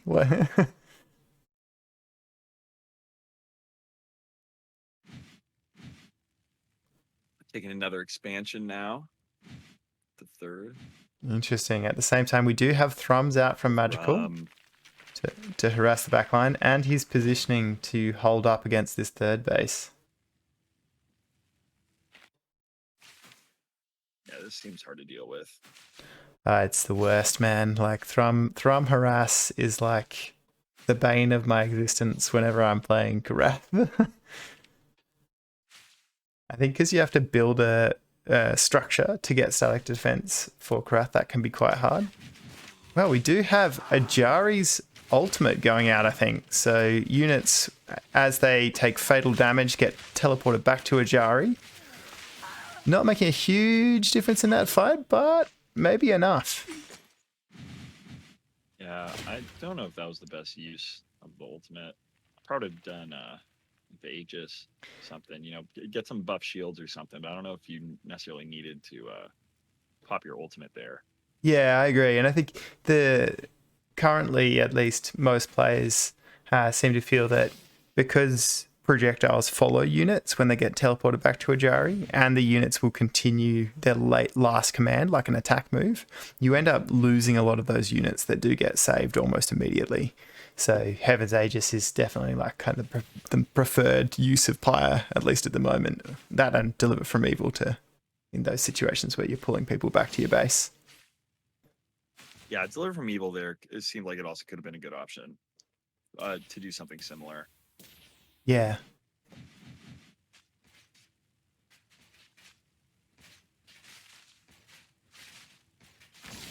Just cannot get to these Thrums. Yep, you blink one way and we're just going back the next.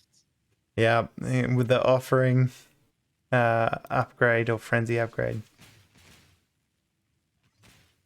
Tough to deal with. Zephyrs are the right move. I do worry that Lightforger may have overproduced Zephyrs. It's only 3 Thrums. But we'll see. He did cancel the third base. And they just realized that.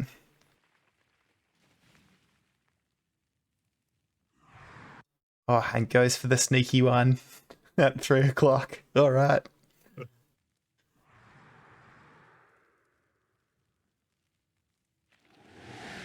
Seen many ambush pits yet from Magicall, which is kind of surprising me. I look at those as being a pretty impactful Pyre ability when used well, but looks like right now Magicall might be saving up for that Great Hunt.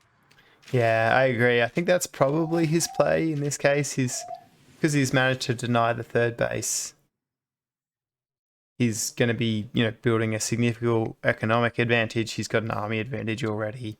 If he takes one really good fight and wipes Lightforger's army, there's going to be almost impossible for him to recover, I think. Did Magicall use a pit somewhere? I thought they were at 180 after that last Pyre camp, or 160 or something. Could be wrong.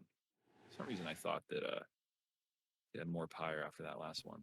Yeah, he may have. I'm not sure that they actually show up in spectator mode, so I'm not sure that we'll be able to find it unless we see some unexpected unit suddenly go invisible.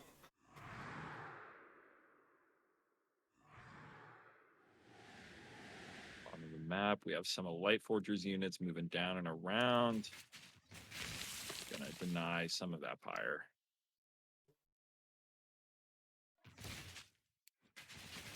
Both players really backing off and playing fairly defensively at the moment.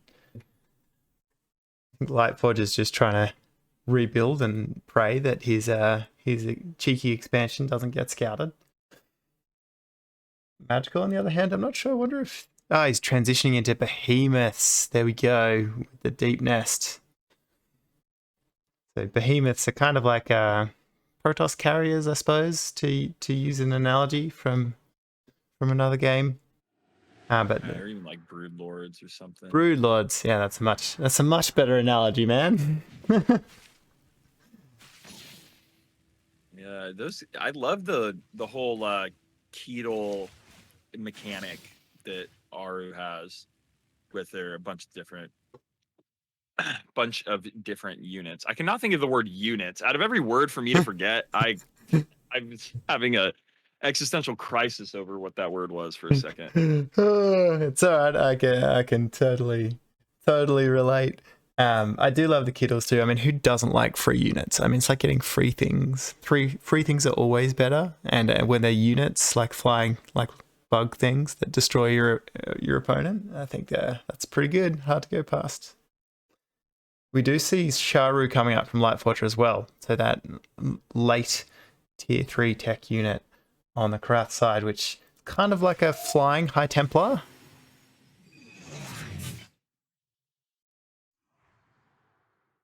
I think there's a lot of cool, I feel like, death and life mechanics in this game. You see in some other strategy games, it can be kind of hard to fairly implement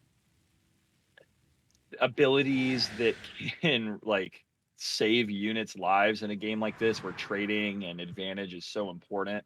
But or even just adding extra life to them and such, like even things like Ketels. And I don't know, this game's done a very good job of allowing you to be able to like recall units, heal units. There's a lot more healing units in this game than I would say a lot of similar games have. Even we're seeing right now these Saoshin and such, like those are very strong, and a lot of longevity with some of these units, and you get some cool fights, but this game feels really good in regards to all that. Yeah, absolutely. We do see both the Heaven Aegis and the Great Hunt getting played by each player. Magicall with a significantly stronger army there, and this army composition is just so powerful with this many Bone Stalkers, Behemoths to kind of like help push the front line out, and then Resonance to kind of make it really costly for you to push in. And then the underspines as well, not even just buffing the resonance, but every unit you have is just in a better spot with that mobile ability you have to put it down. Yeah, that root waste. Magicall allowing some of his Bone Stalkers to stay stationary, get that invis so they can ambush out of it, do a little extra damage, snipe something down. Yeah, one of the Sharu dropping, that's a really unfortunate expensive play. At the same time, we do see that Magicall has indeed scouted the third base for Lightforger. This is one of the differences with Magicall as well compared to some other players. From what I'm noticing is that even if they go into a trade, even if they make a little bit from their trade, they will find a way to maximize advantage in any way possible. If you're fighting them, they are harassing you at the same time. You're not getting out of anything for free. They will use any sort of diversion of your attention in order to try and capitalize on that. It's like we were seeing over there. But now, you know, Lightforger doing a similar thing here, coming in and snipe this base quite efficiently. Yeah. He is in a bit of a dangerous position, though. He does have enough fire for a Deliver from Evil, which could get him out of a jam, but he'll have to be fast because Magicall's army is looking very scary. Oh, and we just have the instant GG. The Sharu goes down. And that's all she wrote. So Magicall takes that one 2-0 for Lightforger. Yeah. Move on to essentially winners finals, I believe. I believe so. Let's we can bring the bracket up. And that's why everyone is afraid of Magicall. Such a strong player. It's very apparent as well.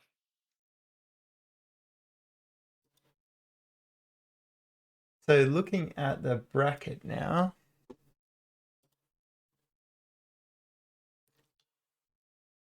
we might be waiting on the end of the game between Skruffy and Santa to know who Magicall will be up against next.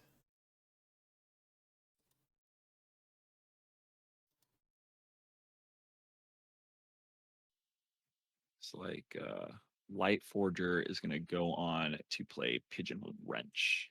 Not Pigeon Wrench? Yeah, Pigeon Wrench. I wonder what a Pigeon Wrench is. It's a good question. I've never actually asked him. He's a kind of a stalwart of the community, Pigeon.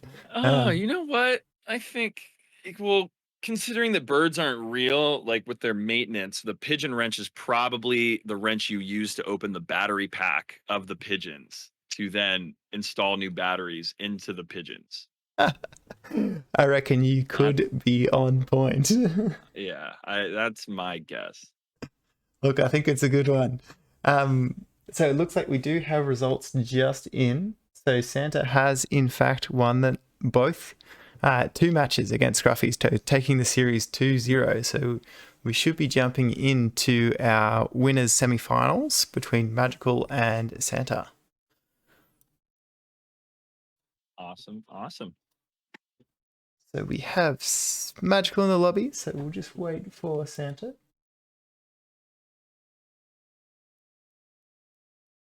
Okay, well, if we're waiting for Santa, I'm sorry. This coffee is just destroying me. I'm gonna go pee again real quick. No worries. Let's jump to a break. Thank you all.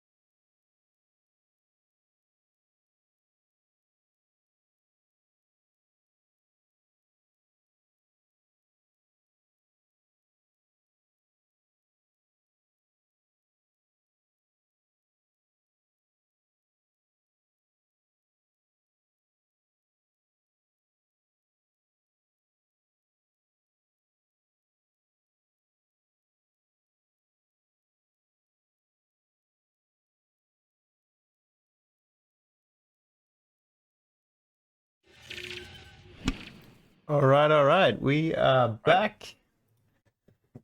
Feeling better? Got the coffee out of the system, Trey? Yeah. Now I'm ready for Christmas.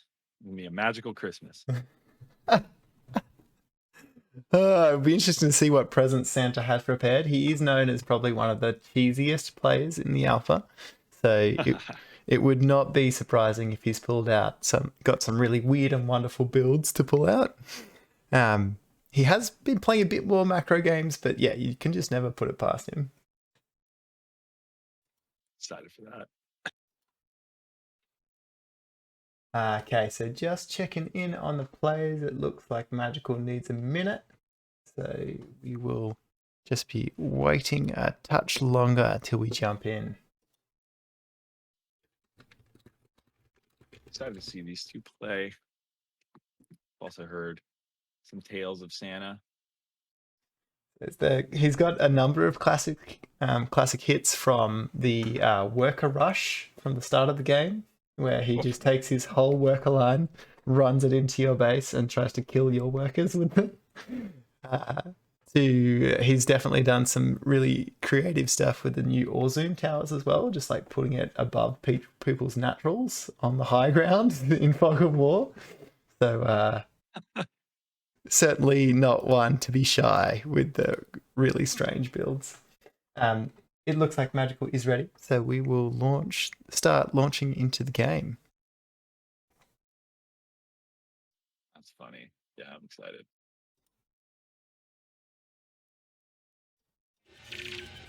All right. Let me see which Immortals we get. So is Santa a primarily Orzoom player? Santa does a bit of everything, man. It's I kind of feel like he chooses it based on whatever the best cheese is at any given point in time. Which is like a trend. It's maybe a touch unfair, but I don't know. It's but it looks like the Gorgonzola. Exactly. It looks like he has gone Orzoom though, so I think you were on point. And Magicall sticking with Zol.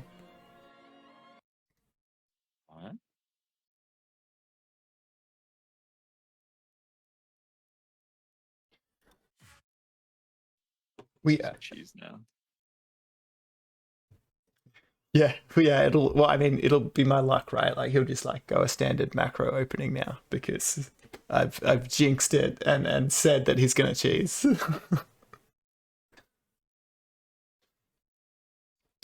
So we do have Santa in the bottom right of the map, playing as Team Fire, so the red team. He's playing as Orzoom, and in the top left we have Magicall again playing as Zol. He has this time gone for the expansion first. Santa? And Santa too, yeah. Look at that. So we may actually just have a normal macro game, which would, I think, be our first. See if Santa's as confident with the cheese against a player like Magicall. Might be a little more daunting at times. Look, I have to say, so I'm not the best player. I'm an okay player, but and I've played in a few of these tournaments, and I often feel against players like Magicall or Skruffy, basically I have to try cheese because my only chance is that I catch them off guard with something. Otherwise, there's just no way I'm gonna stay in the game.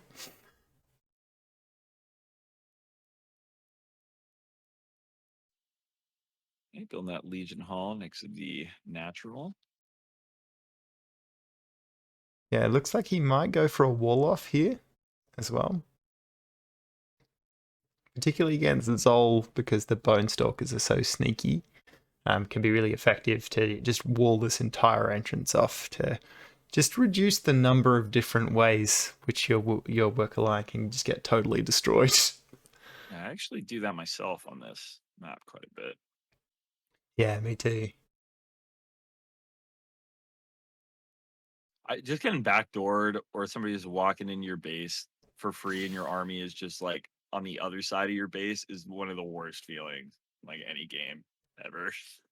Absolutely, with that sneaky stealth moves of the Bone Stalker. I feel like I always feel nervous playing against Zol because there's just so many different ways that stuff can sneak into your base without you realizing. You keep talking about the Bone Stalkers, but I mean, realistically, nowadays, I mean, you can get invisibility on any unit in the game quicker than you can even get the Bone Stalker upgrade. Right now, that Pyre is available, and you could. I think the pit is only 50, right? It's not even 75. Yeah, I think it might. Yeah. Yeah, I think you're totally right. I hadn't thought about it like that's even scarier, man. Now I definitely don't want to play against Zol. Yeah, you could do something real. Yeah, honestly, what you can do is you can worker rush invisibly. No, you don't have enough Pyre by then. But now we're getting. Oh, and there we go. Stole it. Santa Claus with the Pyre steal. Just that was perfectly timed. There was no micro with that teapot. It was on a straight beeline to that Pyre camp, and the second the Pyre camp ended, the teapot just ended up being on top of it. Yeah, that was quite unfortunate for Magicall. So unfortunate, and just like the epitome of Santa's style too. It's just like that perfect timing just to yeet a teapot through right at the end last second. Yeah, I thought he's supposed to give presents, not take them. Well, it depends if Magical's been good or bad, I suppose, right? Maybe Yeah, that's the call. yeah, you're right. Hmm. Oh, we do see the Angelarium going up and some Absolvers coming out from Santa as well. And Thrums already on the way for Magical. Well, I realistically, I mean, Santa Claus isn't having that Angelarium already up. This could help them out a lot against this early Thrum pressure. Get some Sentinels on board real quick to combat that. Just put like a Sentinel in your worker line, even will go a long way, I think. Yeah, totally. It'll be interesting to see how quickly he realizes he Yeah, has. she's gonna take some harass for sure before he can respond to it. Absolutely. What's Absolutely. their unit composition? Do they have Zephyrs yet? No, he hasn't even No. built a reliquary yet, so he can't produce Zephyrs even if he's got a bear. Okay, so Santa has placed down the building that lets you get thrones. So the Bearer of Crowns. 4 minutes into the game. They're crafting a scepter, it looks like. Yeah, a Sentinel, I think. Yeah, the Sentinel. anti-air unit. Yeah.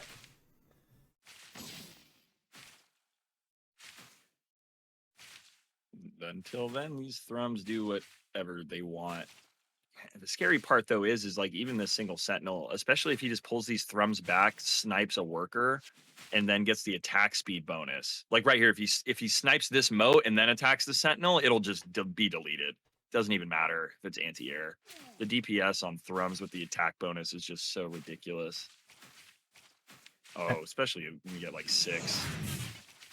Oh my god, this is GG's almost. I'm not calling it now, but it's GG's. Yeah, it is. Called it. Yeah, no, quite. Yeah, that was rough. It was over. Oh wow, we see the fast game one. I mean, I think the throne, the kind of like early throne move was certainly an interesting one, but yeah, just not fast enough to keep him. Yeah, interesting is definitely a word for it. Because I mean, even realistically, like we already had 6 Thrums on the field. Even if he had a throne out, I don't think that it would have contested that at Okay. all. I'm actually just checking the tournament chat. It looks like Santa might have DC'd. Uh, Okay. He temporarily DC'd and came back. We'll need to await an official ruling from CMOS around if the match will still stand. yeah, that was unfortunate.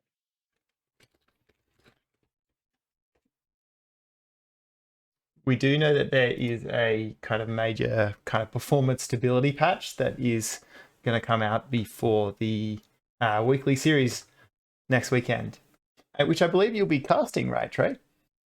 Yes, the monthly. Yeah. Yes, I shall be excited for that. Yeah, I think everyone's pretty hyped to have high production values. The prize pool is really exciting. So yeah, if you haven't signed up and you're interested, you should definitely go and join. It should be a lot of fun. Yeah. For anybody curious, the people who are helping with production and the prize pot and all that are my sponsors, All Chat Esports, and another one of our casters will be casting as well, Hada. And we have a current giveaway going on with the Gates of Pyre community and development team, etc. So if you go and peep that current Twitter message I just sent, we got some keyboard we got a keyboard in there that is really easy to drop in the giveaway for. So would appreciate that. Anyone's interested and you just get a chance for a free keyboard. Go peep it. Cool. So we do have news coming in from the admin. So Santa did indeed have about a 30-second disconnect during the game. So we are going to remake that match. So we're going back to 0 apiece for both players, starting from scratch. And yeah, I mean, obviously, unfortunate for the players. Bright side for us is we get to see more Santa Magical. Yeah. Excuse me. Definitely one I've been excited for. The other thing is we do still have an alpha key giveaway going. So if you are interested in playing the game and you want to get a key to have access to play right now, just type exclamation point key in the chat. We'll be giving them away throughout the stream, and that'll just keep running until we run out of keys. So certainly, if you're interested in the game and you're not already in the alpha, then yeah, just throw that in the chat to join the giveaway. It looks like our players are ready. So we will start launching into what will be game one of Magicall versus Santa. A little warm up. That's right. It'll be interesting to see if either of them go for the same strategy. Yeah, the no mix up. Another thing that Santa is famous for. It's like, is he going to work a rush me again? Or is he not? And He did. he did. Or he didn't. And now I've just wasted all my alloy on production, you know, I'm expanding.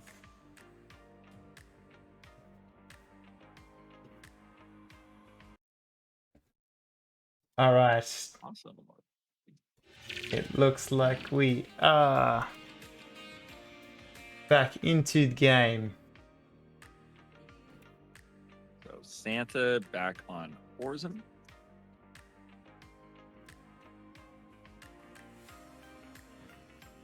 Who would you say is probably the least played Immortal currently? Imala? Yeah, I think at the moment, like if you talk to kind of some of the higher ranked or higher skilled players like Magicall or Mizu, who actually isn't in this tournament, but I think will be in the monthly. At the moment, their feeling is that both Ajari and Mala are kind of risky picks because they can get punished quite early from Orzoom. Just that early pressure you can apply with, you know, forward Legion Halls, those chonky Zentari, make it quite difficult to survive if you get pushed on, if your natural gets pushed.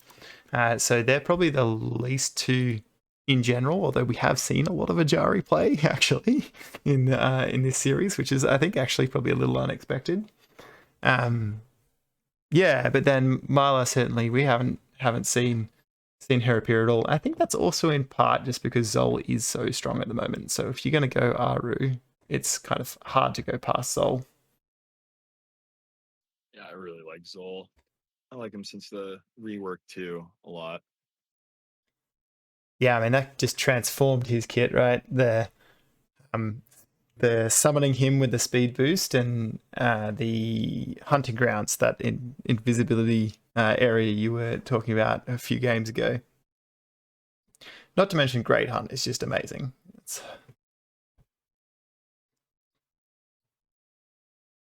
Again, a quick double ether and the expand. Looks like no Legion Hall yet. Probably about to drop. Yeah, I think you're right. It's expansions and ether for both players first. I think we will see with the moat coming out here a forward Legion Hall. Now, I think this is the minutia that really amazes me with Magicall. He blocked that moat with a teapot to try and delay the Legion Hall. And like it only delayed it maybe half a second, but it's just like these kinds of plays where like who would even think of doing that? You get a second here, you get two there, and at a certain point you're 30 seconds ahead of your opponent when it comes to matter. Exactly, and I think when we look at these really high skilled players, like this stuff starts to really make a difference, and you can really start seeing people push the skill ceiling. Yeah, that has a long way to be pushed too. This game has a lot of room for growth. The players have already taken it. Absolutely, I think each patch it feels like we only scratch the surface before things change again, which is really exciting. I think as you see the game kind of develop and changes to improve stuff kind of all the time, which is really cool. I'm probably going to go. Oh, we might get a little contest here at the Pyre camp between these Zentari and Bone Stalkers, but I think the Bone Stalkers will be able to clean it up. That is where they're going. Yeah, I assume so. Yeah, much more difficult. You can contest with two Zentari, but much harder micro required with their melee units. He does have 4 up now, so that is enough to hold off 5 Bone Stalkers, but they look like they're going to go and try and do a run by. Oh, and it's Splitting them up too. it's a split run by. Oh, then gonna push those workers off the main also. There's Yeah. gonna be no income coming in here for a little moment. Yeah, these workers need to get pushed off too. No defensive structures like the past couple games. This is real bad. Yeah. Yeah, it's and these Centauri aren't going to be able. I don't see them being able to like attack both bases in the same way. I think those Bone Stalkers will pop here pretty soon. yeah, absolutely. I think because Magical's been building units behind this and an Amber Womb, which has got Icors on the way, he's going to end up in such a strong position. He's still got Bone Stalkers in both of them worker lines. Yeah, I mean, having to pull some workers for a little bit from this base and losing their ether is not very. It's quite negligible, all things considered. But I mean, if Santa didn't get this expand offline for a little while in terms of production, they'd be really, really behind. Oh, and we see the GG called. Yeah, it's just it's not much you can do about that. There's stuff they could have done about it, but when you're at that point, there's not much else you can do. Absolutely, and I think this is another one of the things that make Magical just a really scary player. His just ability to split his army in 3 or 4 different directions at the same time, keeping you completely kind of like scrambling, just trying to adjust to what he's doing. And he just follows up by building Icors, which is the counter to any of the harass that Santa can get done. So just a really really amazing play. Like, it's just awesome to watch him. His skill and multitasking is just next level.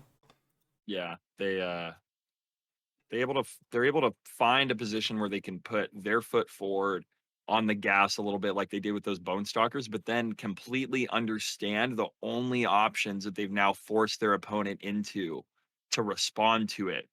And then Magicall, instead of waiting for that response, just immediately goes to the counter response. And is like, okay, if I'm putting you in a position where you can only do A, but it loses to B, I'm just going to start building B before you have even finished A. And then it's like you were saying with those Icors, like even if Santa had gotten the counter pressure, now these Icors are out and they're already ready. Really, really difficult to deal with that. Yeah, absolutely. It's having played against him a few times myself. It's just like, it just feels like you're constantly overwhelmed by the number of things that are being thrown at you at the same time. We are jumping onto our second game on the same map, so we're back on Lost Province again, and will be interesting. It looks like we have double Mala. Wow. So all right, well, maybe they heard us. All right, you want Mala? It's like, you're saying Mala's not good? We're going to show you how wrong you are. Yeah, I'm surprised to see double Mala come out, though. Yeah, it's kind of funny when you just see these random mirror matchups. It'd be interesting to see if it's even a similar build or if both players have just like completely different ideas about how they see the game going.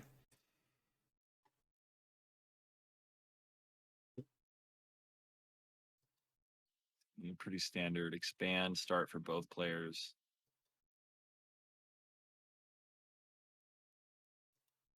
First Aether around the same time for both players. Yeah, standard macro openings so far. I have to say, we haven't seen as much cheese from Santa as I would expect so far. Might also be just like the level of respect he has for Magicall. Like, he knows Magicall's not going to miss scouting or not going to, build the right unit to counter some early rush to tier 3 tech or something like that. I think you should just moat rush. It would be awesome to see him do a worker rush game.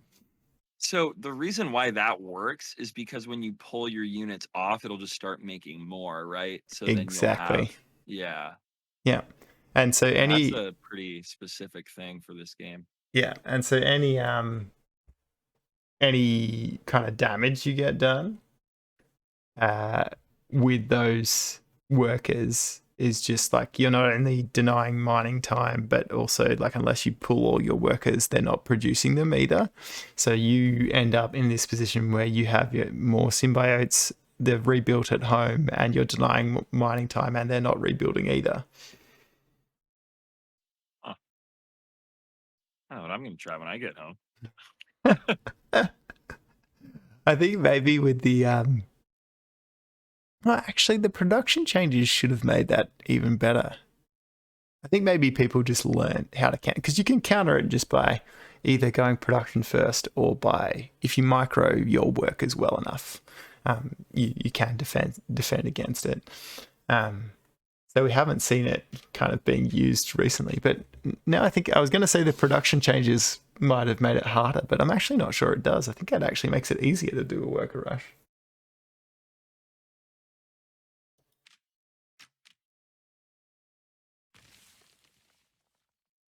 So teapot. Live. Yeah. They in the last patch they increased the health of the teapots, and it just made me so happy because the number of times that I've lost a teapot just instantly because I wasn't fast enough to pay attention is kind of embarrassing. As you can see, the one here from Santa just hanging on by just that slither of health. Got some Mass Hunter harass coming in from Santa as well, getting pushed back.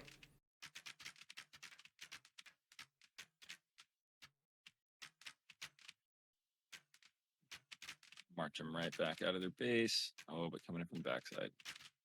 I like this harass from Santa a lot. Yeah, I agree. I think he's really doing a good job. I think maybe just lost it just a little bit at the end there, losing a number of Mass Hunters to that focus fire. But I think the thinking was really good. Just, oh, look at this. We have Red Harvest go down for both players. That's such a good ability. Look at that. That's quite effective. So a number of Magical's units drop. The whole symbiote line has to be pulled back to the tower.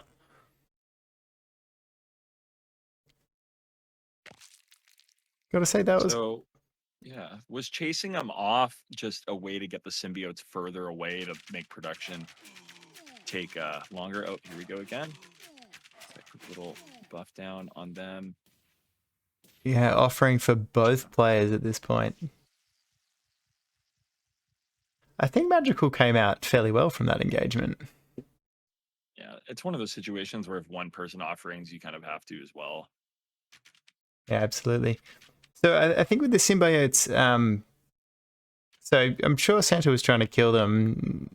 Magical, just pulling them back to the tower just to kind of like split it up. It does leave them exposed though when you run them back, and I think we saw Magical kind of Santa kind of taking advantage of that, where he'd have some units on each side that get pulled, he'd engage. So yeah, good harass coming out there. But I think overall, not a massive advantage, not a game-winning advantage, but you got to take what you can get against Magical. If you don't, they're going to take whatever you give them. So that's this is I think very transferable to many different competitive games. But this is something I've talked a lot about when like either casting fighting games, etc. Is that it's not that top players don't make mistakes. It's not that they're perfect. It's just that they won't let you make mistakes for free. So you have to be capitalizing on your opponent's mistakes because they will make some. And the better the player, the less mistakes they'll let you make for free. And we've been seeing that from Magicall very, very steadily throughout all these games we've seen so far. If you give an opening like we saw with those thrones before, he will pull up a pack of bone stalkers and snipe it. You cannot give anything for free. If you give an opportunity for harass, they will be in the back of your base with harassing units. You can't give any opportunity to give something up for free. And here we go. I think that Santa Claus is doing a much more amazing time this game understanding, okay, I cannot just play the macro game. I also can't just play the cheese game. I'm going to need to play a very, very fleshed out game where I am macroing, I am maintaining harass and pressure. I cannot let Magicall get their feet underneath them because it is going to be an uphill battle for me if so. Yeah, I couldn't agree more. Getting some good work done with the thrums, getting some damage on the icons, although they managed to make it into the base. We do have an omnivore, but it's just out of range. Oh no. That was big. And it's going to stay out of range too, so those icons can keep harassing as much as they want until they're dealt with. Yeah. Meanwhile, though, Santa is able to get the cancel on Magical's third base. The Red Harvest going down. I am worried that he's going to lose his whole army here, though.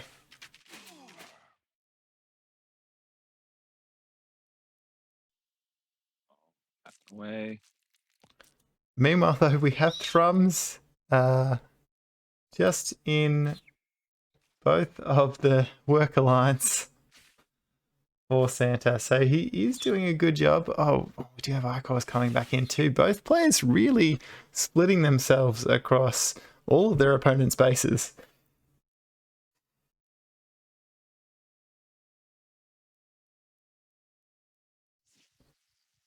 I might get a quick skirmish here. Moment. I think these are the first Whitewood Reapers. These are the Bloodbound, I think, actually, for Marla Whitewood's Zol's one. Zol's Vanguard unit, so the replacement, but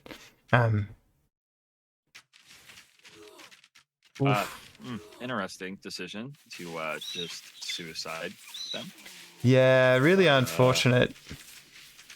There's not much place for claws to go there, though, in a situation like that. I mean, yeah, and they are kind of your typical assassin unit, so it's quite challenging at the moment with Magical's army composition. Now he does have the Dread Sisters up, which is like, you know, taking out those Dread Sisters with Bloodbound or Whitewood Reapers is often the play. But when you're just facing against Mass, Bonestalker, and Zakal, there's not much value you can get with them.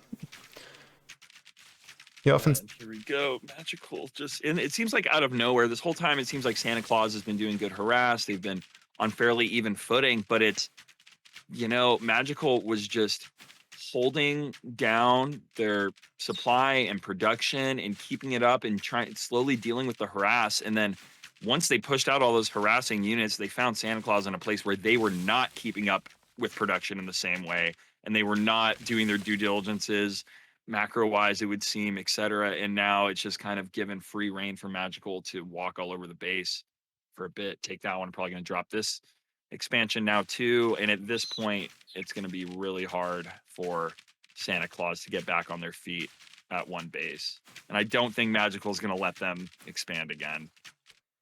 Yeah, I agree. I think Magicall is just so good at knowing when to pick the engagements, when to take those fights. He has this whole time had, you know, thrums in the back of his base getting some work done for Santa, but just not enough. And with the rest of Santa's army destroyed, it's kind of like, what can you do? You lose two bases. Sure, you've done some harassment to the work line of your opponent, but you've got to spend, you know, 700 alloy just rebuilding at this stage. Yeah, and then all the time as well. It's not like you can just plop a base down and it's there. The amount of time commitment. Yeah, exactly. Is extremely substantial as well.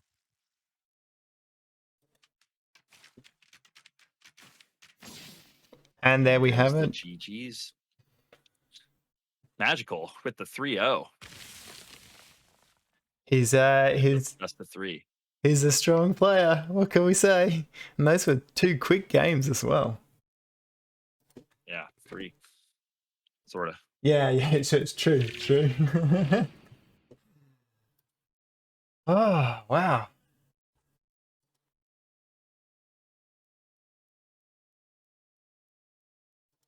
That was a dominating game for sure. So Magicall making their way to finals now. Yes, I think we may be able to jump into the lower bracket final before we move into winners bracket. I think we still have Lightforger and Skruffy going. In fact, let's just bring up the bracket and have a look.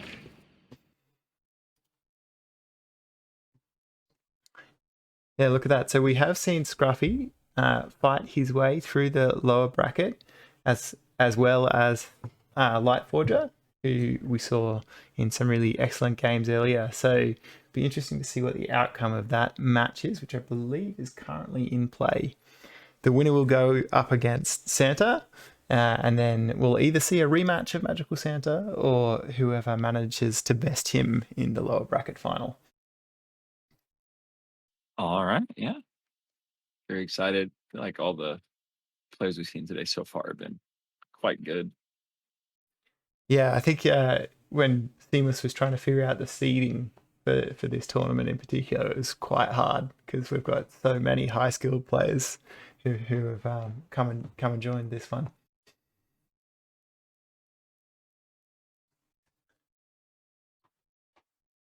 All right, let's throw back to the guest. So again, if anyone is on the hunt for an alpha key, you can join the giveaway, exclamation point key in the chat. And if you haven't already heard our many plugs for the monthly Immortal Alpha series, which is starting next weekend, come and join that as well. There is a $500 prize pool, there's a keyboard giveaway, and you can get all the details by putting exclamation point Alpha series in the chat. And yeah, on that note as well, here, if you want to enter in a official Gates of Pyre giveaway along with All Chat Esports, that Twitter link that I just dropped in chat will lead you to a custom keyboard giveaway from drop.com in association with aforementioned groups. So I would go peep that per se. Wow, I like this challenge overlay. It's very transparent. Thanks. It's all shout out to Dominic, one of our other community members and the regular host for the Breaker Game Weekly, because he gave me the tips to make that one possible. Yeah, it looks good. Oh. So Trey, what do you so far? You joined the alpha like not super long ago. What do you think's most interesting so far about Immortal versus maybe some other RTS that you've played or seen?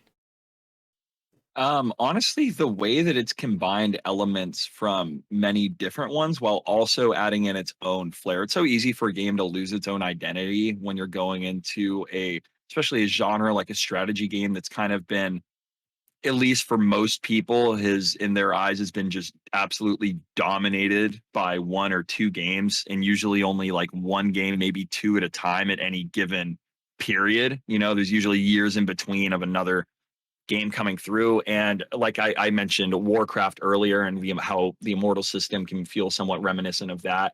And then there's obviously a lot of liken to more traditional RTS games such as like StarCraft, and you get aspects of units that you see in there that are a little bit familiar, but then you also have this whole new kind of mechanic of a different type of map control than you've really seen in some of these RTS games with these Citadel foundations, these towers, these Pyre camps, a lot of kind of objectives around the map. It gives you a nice, well-rounded experience in like a different way than a strategy game I've ever played, while also maintaining the feel of you are playing a through and through true strategy game. It's just its own, which is, I think, been really interesting. It's not, yeah, it definitely feels very unique and has its own feel, which is important and you need. So, been very pleasantly happy with that. Yeah, no, I couldn't agree more. I think the introduction of like some of the unique things, like the introduction of Pyre and those immortal abilities, are just really interesting. And it's like a different take on some of those kind of traditional ways to have hero units, like we were talking about earlier. I think probably the other thing for me is like I've played a lot of StarCraft 2. I'm not a particularly good player. So having a lot of like these quality of life features just to make getting into the game easier has been super impactful for me. So like having all of the buildings and the units all on the same hotkeys. So this unified command card, just to make it simple to remember how to build stuff, where to go. Having workers build themselves so that I don't, just forget to, build workers for like 2 minutes and then realize I've lost the game already just because Yeah. of that. Yeah, I think it's stuff like that, and like the production structures also being supplied. It just makes it so much more accessible. And what I've realized is I actually spend a lot more time engaging in parts of the game that I never could have the opportunity to get at in some other games, like getting really good at scouting, getting really good at like army control, splitting, micro, that kind of thing. Um, so yeah, I think I really appreciate how like the barrier to entry is lower, but then I get to try some of the actual harder things much more frequently. Exactly. Yeah, that's another unique thing this game does is it definitely lowers the oh goodness. Sorry, what that was. It definitely lowers the barrier to entry quite substantially without lowering the skill ceiling. It really feels like much at all. Um, so it seems like at these high levels, I mean, obviously when you're playing at the level that like Magicall is, you're not going to be not making workers anyway. That's basically almost like a mute point. It's, but you also aren't going to be forgetting to make your buildings and have your resources using themselves, because that's another mechanic in the game too, that if you're especially new and your resources are piling up, it'll auto build some certain buildings, et cetera, for you. And with that being in play and such, that's a way to lower barrier to entry without lowering the skill ceiling at the same time. And as somebody who also used to play StarCraft, like years ago, and not for the longest amount of time, if there was a very big barrier to entry, and if it wasn't for somebody like very directly teaching me every time I was playing, I don't know if I would have ever even got all the way into it. So coming back into a game like this and able to understand that I really enjoy these games, but they are, take a little bit extra effort to kind of get over that initial hurdle. Coming back to this game has been especially fun to be able to experience and enjoy these games again. I think that you can tell that's been a very big priority for them as well. They want to make sure people can play it and enjoy it and learn it without just being put off by it. But then they still want to cater to those high level players and make sure that there is a deep competitive game underneath all that. Yeah, absolutely. I think it's that combo which is just so awesome, and like getting to try and get good at those like you can see how you can practice to get good at those advanced skill things, but that gap is still there, like you were saying, when we watch someone like Magicall and is splitting across 3 different bases, harassing at the same time while controlling, a main army in the And middle of the blocking moats with teapots. blocking moats with teapots. It's stuff like that where it just really blows your mind, just like how far you can go. But like for myself, like I tried to go back and play StarCraft recently. I'm just like, I just can't do it, man. Just like it's so much extra like cognitive load trying to remember all the stuff that I just don't need to handle, and I just get to focus on the stuff which I actually think's kind of more interesting, really. Yeah, Um, you sound like a courtroom typographer when you try and expand in StarCraft. Just press a uh, million buttons to just make sure, like you said, that you have the right amount of workers. yeah, don't even get me started on like production building control groups, and oh man, just a whole world that I'm glad I don't need to deal with anymore. Yeah, but also I'm excited for when I start feeling even more comfortable and I can start applying some of that stuff again to this game as well, and build on top of that. Because there is some stuff that you could isn't always like necessary, like the worker stuff isn't, but I mean you can still get really deep with whatever control groups you want, and you can really kind of micro yourself around the map like you could in a game like StarCraft as well.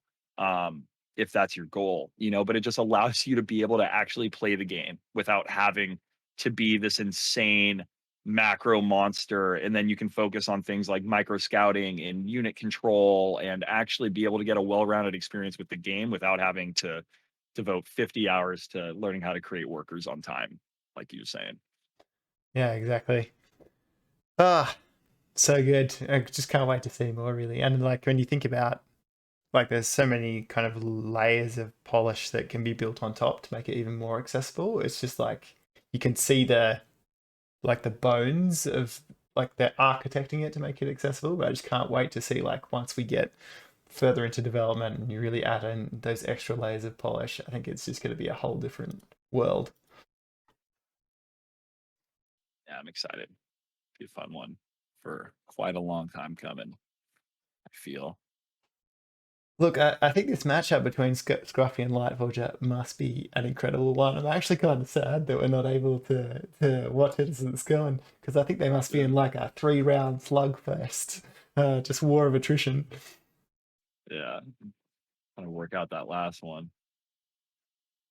Yeah. Did looking at some of the entrants for this next tournament or the monthly. Got Hydra. Oh, Hydra is good. Yeah. Hydra is like magical good. I thought that was the other person I had heard of. I think talking to Zard a lot, I knew there was Magical and then one other person who like kind of is at that level. So that must have been Hydra. Yeah, I'd say so. There are a couple that I think are close. Particularly, I think Mizu is definitely going to be a really interesting contender. He had a break from the alpha for a while, so I actually came in after like he'd already gone on a break. So I've only seen him come and start competing recently. But in the last break the game weekly and in some of the scrims that I've managed to observe, like he has been playing really well, really strong. So I think he might be one of the dark horses for the monthly next week. What do you know about Thermal? Uh, See I Thermal I haven't. thirds. Yeah, I haven't seen him play. Now, obviously, incredibly good StarCraft 2 player, like has the RTS credentials, I think, to be really strong, but I haven't actually seen him play. So I'm really not sure how that's going to play out. Like I definitely wouldn't say anyone should count him out. I think he's definitely going to be a wild card in that sense. But yeah, I just don't have a feel yet for how he fares in Immortal. I'm excited for that. It'll be fun to see. Yeah, I I've noticed there's quite a few StarCraft players who have been well, I mean, of course they're similar genres, but I mean some pretty dedicated StarCraft players who seem to be enjoying this game quite a bit, which I think bodes well for it as well. Yeah, I think so. There's a lot of grandmasters in StarCraft who are in the alpha, which I think, yeah, as like to your point, I think it's just a really good example of how competitive the game can be at the higher levels. Because otherwise, like, why would you play if you're already that skilled and you really like competing? So yeah, I think it bodes really well.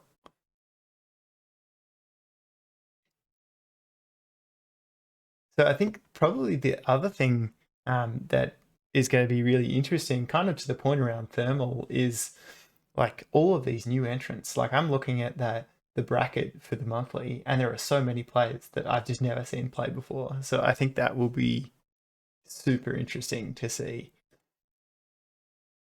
Yeah, and I think we're gonna be getting some more too. I know I have a few friends who I think are gonna be entering this too. I don't even see in here yet. So we'll see. Oh, that'll be so exciting.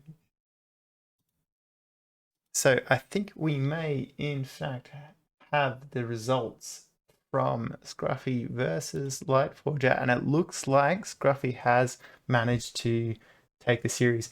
Lower bracket is best of one, so we were waiting on just a single, what must have been an epic game. That or they both were just fumbling over and over. It's one of two. It's either the worst game you've ever seen, which means it's also one of the best you've ever seen, or it's just one of the best.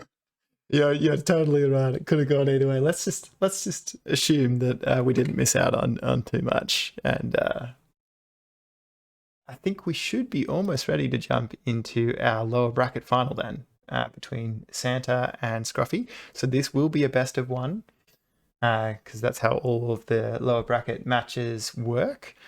So it really increases the pressure and the tension for this kind of matchup. It's definitely it's best of ones can be a little spooky. I mean, even like we saw earlier today, if some of our winners brackets had been the first match we had between Ytlander and sorry, who did Scruffy just play? Lightforger. Yeah. That like that one, I think Ytlander took game one, and then Lightforger was able to pull it out in the next two. So, or That one would have been the tail of that tape potentially could have been different. Sorry if you didn't hear Ytlander. I'm sure that he feels all right. I think he enjoyed the matches so far. So we are now ready to jump into the game. Ajari being hovered over, and Mala hovering between Mala and Ajari for Santa Claus.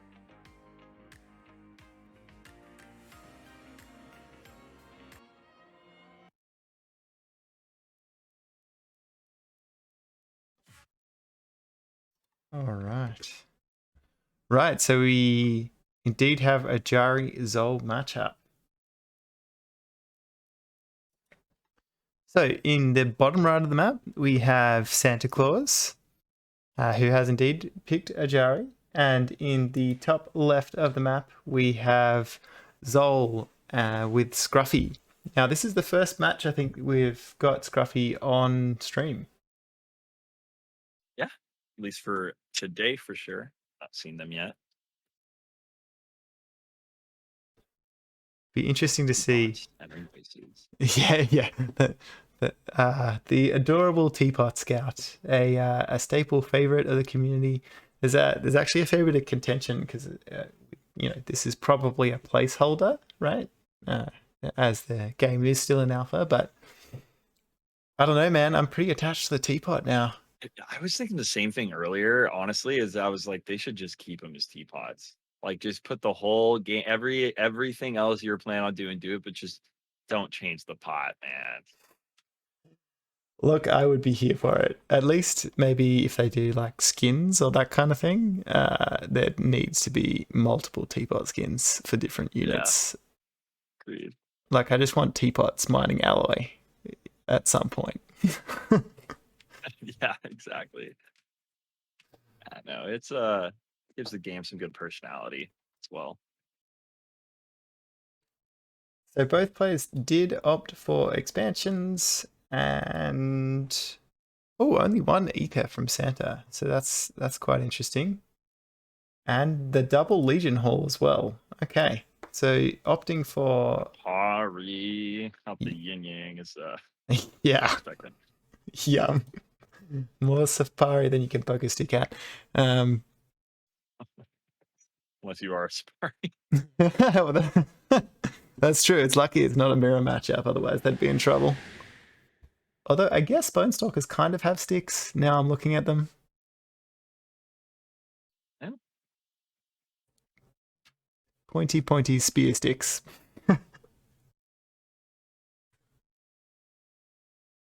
Oh, Santa, it looks like he's just decided to go straight aggression. Who needs Pyre when you can send your Safari straight into your opponent's natural? Oh, and not on a move. Magicall, did they not notice? Oh, Skruffy, sorry. Did they not notice that? Those Bone Stalkers ran right past the Safari and are going to let him straight into that worker line. Yeah, absolutely. That's like, what, 4, 5 symbiotes that have dropped? That's why you need to, a lot of the time, just have your units attack moving instead. That actually would have just been denied if those group of 3 Bone Stalkers were attack moving. Absolutely. I think it might have even just been they were rallied straight out of the production building. But again, I think that's where that high skill level is to make sure that, like, even with your units, they're moving across the map. You've got to make sure that as they come out of those production buildings, you've got them attack moving. You've kind of consciously decided what to do with them.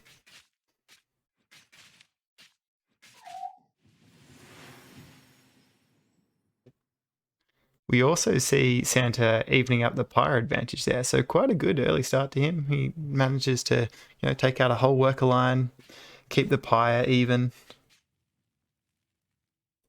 Yeah, because that's really what they kind of were potentially sacrificing by sending those Safari into the base rather than getting the Pyre in the first place. It's a large Bone Stalker group.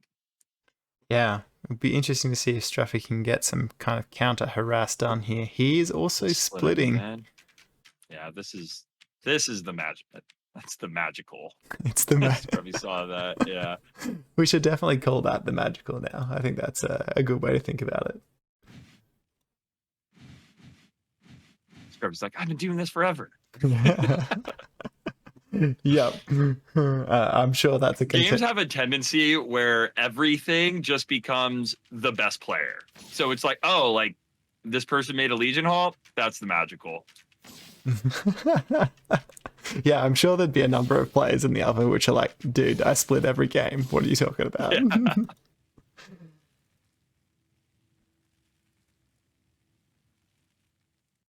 Oh, it's running him off a cliff. Oh, It's Bone Stalker. oh yeah. That is the whole army wiped there for, well, sorry, not army, sorry, the whole contingent of Bone Stalkers in the main wiped out. We do see the cats, the Icors coming out for Skruffy as well. Do we have any? No Dervish, just Zephyrs. Quite interesting to see how they fare. Saoshin being made as well. Probably trying to add some longevity to these. They're going to invest in these Zephyrs, which are pretty expensive unit early on. Want to try and make sure you can keep them satiated health. Yeah, definitely. And I think like that combination of Zephyrs in your backline, your Saoshin with just enough Sapari that they can kind of really be scary as a frontline force. Like that combination of the three is really strong. We do have Trums though for Scruffy, our favorite friends. Which also maybe Santa took a page out of the book that were their games against Magicall and realizing how open they are to Thrum harass in general. Yeah, see, look, they already have static defense up and they went for Zephyrs quicker over the Dervish to probably just give an answer to the air if need be. I don't know if it was scouted or not, but I feel like it's a pretty safe bet to know that Thrums are always on the board fighting against Aru. Yeah, I think Oh, yeah, look at that. That Saoshin jump was able to kind of body block those couple Iker. That was cool. That leap. He used the leap to block them. They couldn't get out. yeah, the offensive heal, classic move that one. But Yeah. yeah, Doesn't it do damage, though, on landing to enemy units as well? Saoshin are better battler units, I feel like, than healers normally are. They're not the worst combat unit. no, I agree. I'm actually not sure that they, like, yeah, it's interesting you say they do damage. I don't think I've looked closely enough at that ability, to be honest. But man, that would just raise them in my mind as I being could be even. wrong. Well, I already thought they were good, man. So if they do both, then that's just like god tier. Maybe that's why though. Maybe I didn't realize, but that's part of why I've always felt they were strong.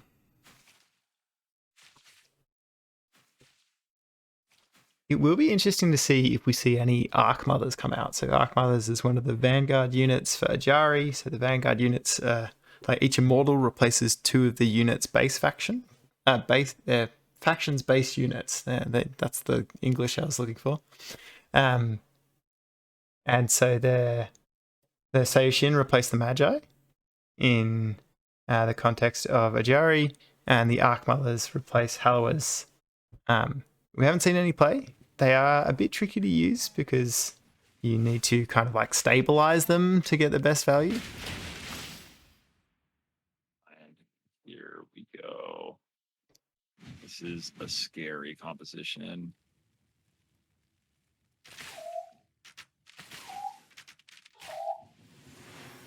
Sure, they have the deploy upgrade ready.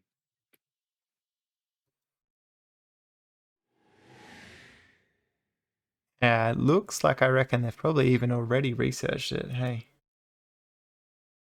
I feel like you usually want to try and time them to where you get those coming out when you're around when your ability is being done researched. I think it just changes the unit from being like fine to like really good. Yeah, absolutely. If you want to take and hold a position, there's nothing better. Oh, we do see Wardens up as well. Wardens can be a good counter to Resonance, but not with that many Bone Stalkers to kind of hold you away from them. Yeah, they're gonna need to try and engage with this army and then pull the wardens in from behind or the side or something and get in on top of them. They're gonna want to do something The Castigator Resonance. Yeah, here we go. See, swooping around some of the Bone Stalkers right here where they weren't. Now pull away. Nice. Use that terrain.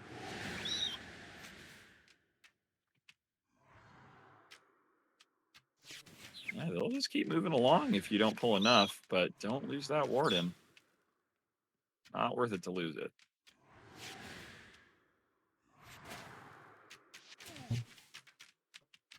Look at that. It's almost perfect play. Just getting the harass in, keeping them alive. At the same time, he's got Warden in the back line. Yeah, he was pulling away the rest of that army to let this Warden do as much work as it could. Gonna let them all live as well. So we're both players on 3 bases comfortably. No one's gone for the 4th just yet. They're just building up army supply.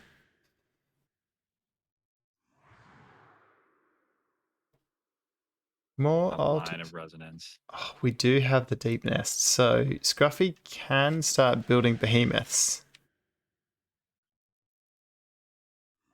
He hasn't yet.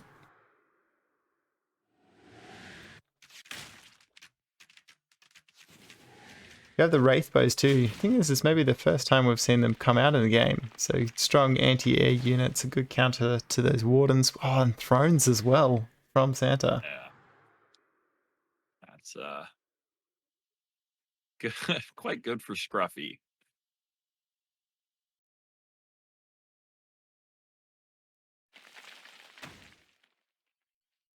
Do you see a 4th being taken by Santa? So he's the first one to try and build on top of what he has.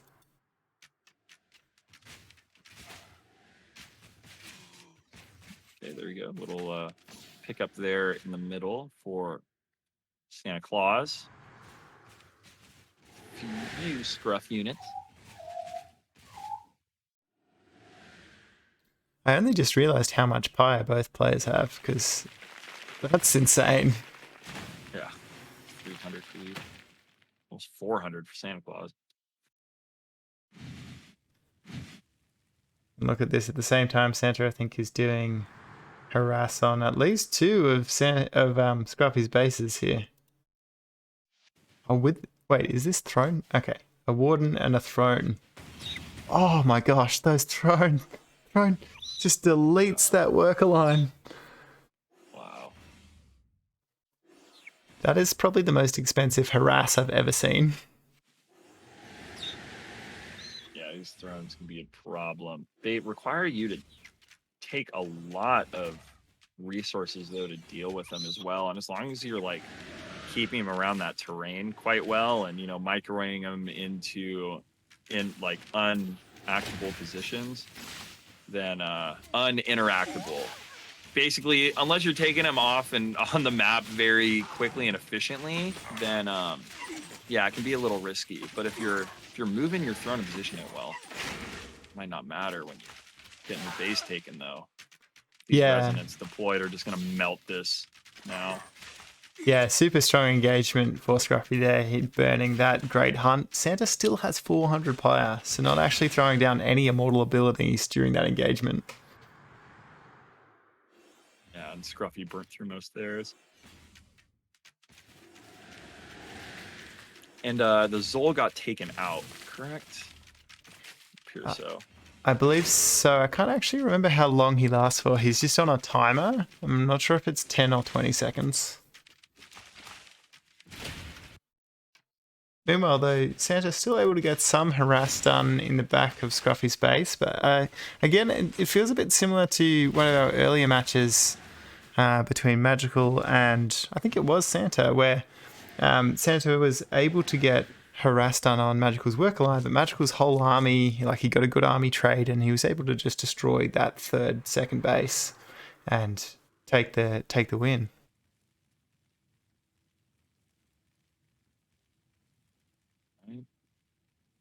These behemoths. Oh, cool looking unit. Yeah, man, flying evil whale things. Pacific Rim.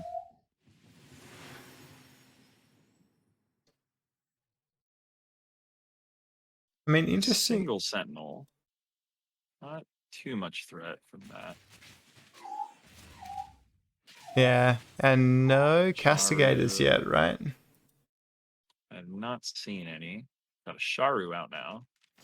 Yeah, second one just popping as well, I think. Oh, that could be good against like the Dread Sisters and such. Yeah, definitely. And even just zoning back those Bone Stalkers so the Wardens can get something to... but just way too much. Wow. Yeah. Skruffy takes it. In the best of one. So that is going to be the loser's side final. And it Indeed. looks like our finals will be Skruffy versus Magicall. It's quite an epic comeback, really fighting his way through the entire lower bracket after getting knocked out. Who did Skruffy get knocked out by? By Santa. So Santa knocks him into the lower bracket. He fights his way back and then takes the best of one to get into the winners final. Sounds like what happened to me at my tournament the other day.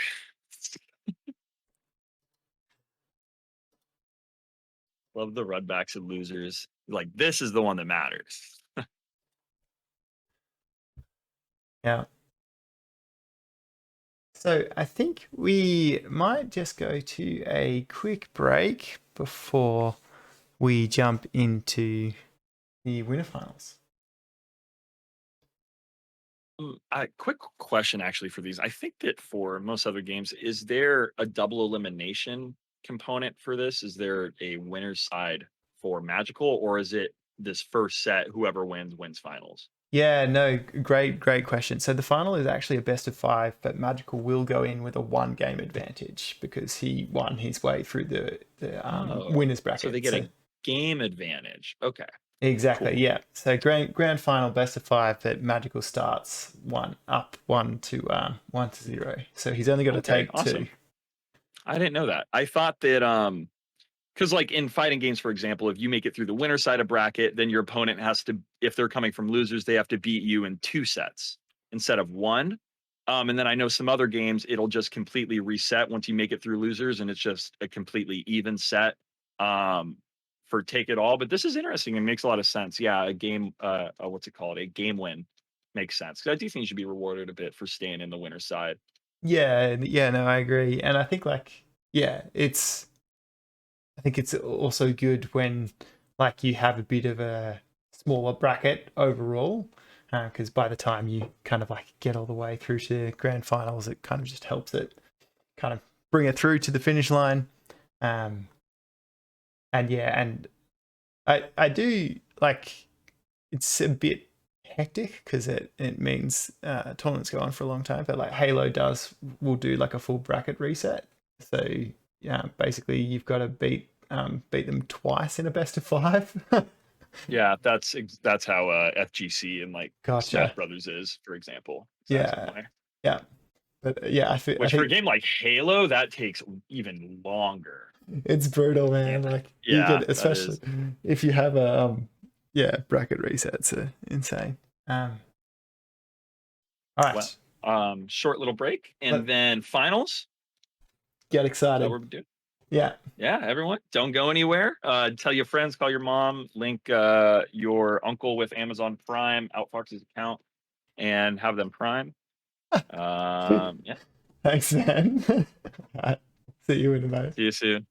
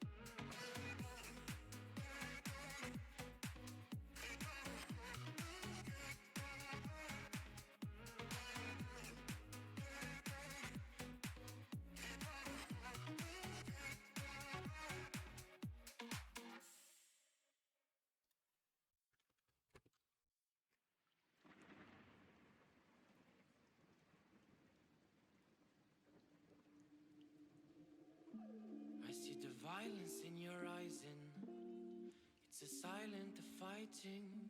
I see the lies in their mind, and you can't decide cause they only blinding. Go away and go from the bad guys, follow my advice cause they're gonna be biting you. They're gonna kill if you let them through.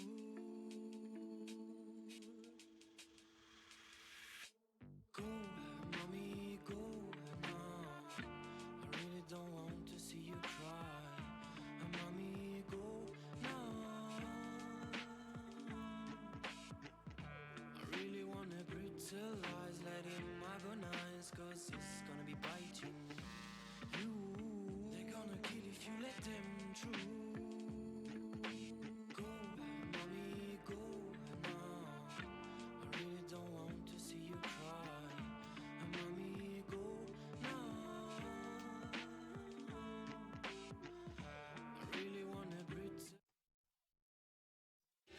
All right, thanks everyone for waiting. The players are ready for our grand final matchup. We do have Magicall versus Skruffy. Magicall is going to go into the game with one match ahead in a best of 5. It looks like we might have had some issues with Santa in the last game, but not enough for us to remake. And again, you know, this is Break the Game weekly. We're meant to break the game. So yeah, really appreciate the players. Yeah, the namesake, exactly. And you know, we'll keep rolling forward to what should be a really exciting matchup. Yeah, I'm expecting this one to be real good. From what we've seen from both players already today, can't expect it to not be. Absolutely, and it's good that we get to see Magicall versus Skruffy as well. It is a classic pairing throughout the previous Break the Game weeklies, often in the grand finals. So yeah, it would be good to see what they can do on the new patches, since the new patch changes as well.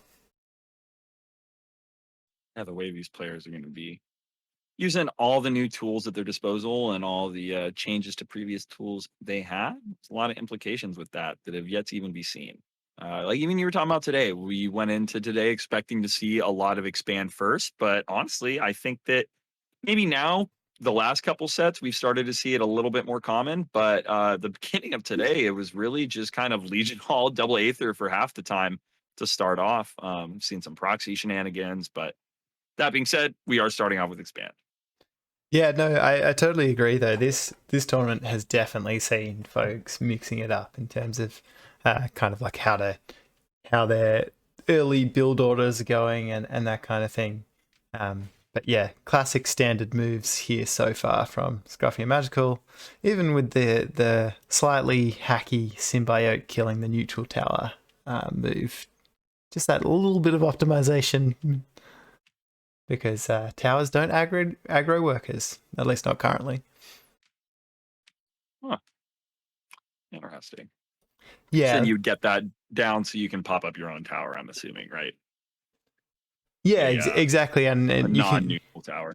You can get it earlier than you have units out as well. So like can be pretty good. And you get some Pyre when you take out neutral towers also. So pretty good kind of like minor optimization if you want to go for it rather than waiting for units, throw a worker out. Like it's likely that will get changed. Like, I mean, this is alpha.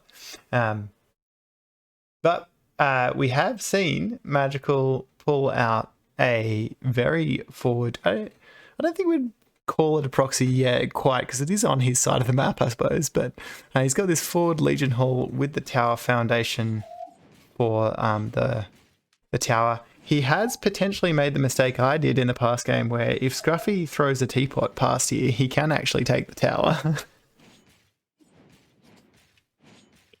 Hopefully that doesn't happen. There's a teapot, but... I think he's just going to get lucky in this case. Yep, there you go. Secures it. Secures the Pyre, can throw the tower down. And Scruffy's none. Well, to be fair, Skruffy didn't have enough Pyre either yet. Oh, of course, because he's Marla. Absolutely. In fact, that's so interesting. That actually makes it a much safer move in this matchup in particular, right? Like if you're not facing Orzum then they need 75 Pyre. I just always have that 50 Pyre in my head. Yeah, so good. Oh, we do see Oh, the steal. the amazing steal. Oh my goodness. Magical. Oh, just the timing, just the perfect timing. He didn't even have it scouted. He's just like, you know what? This sounds about right.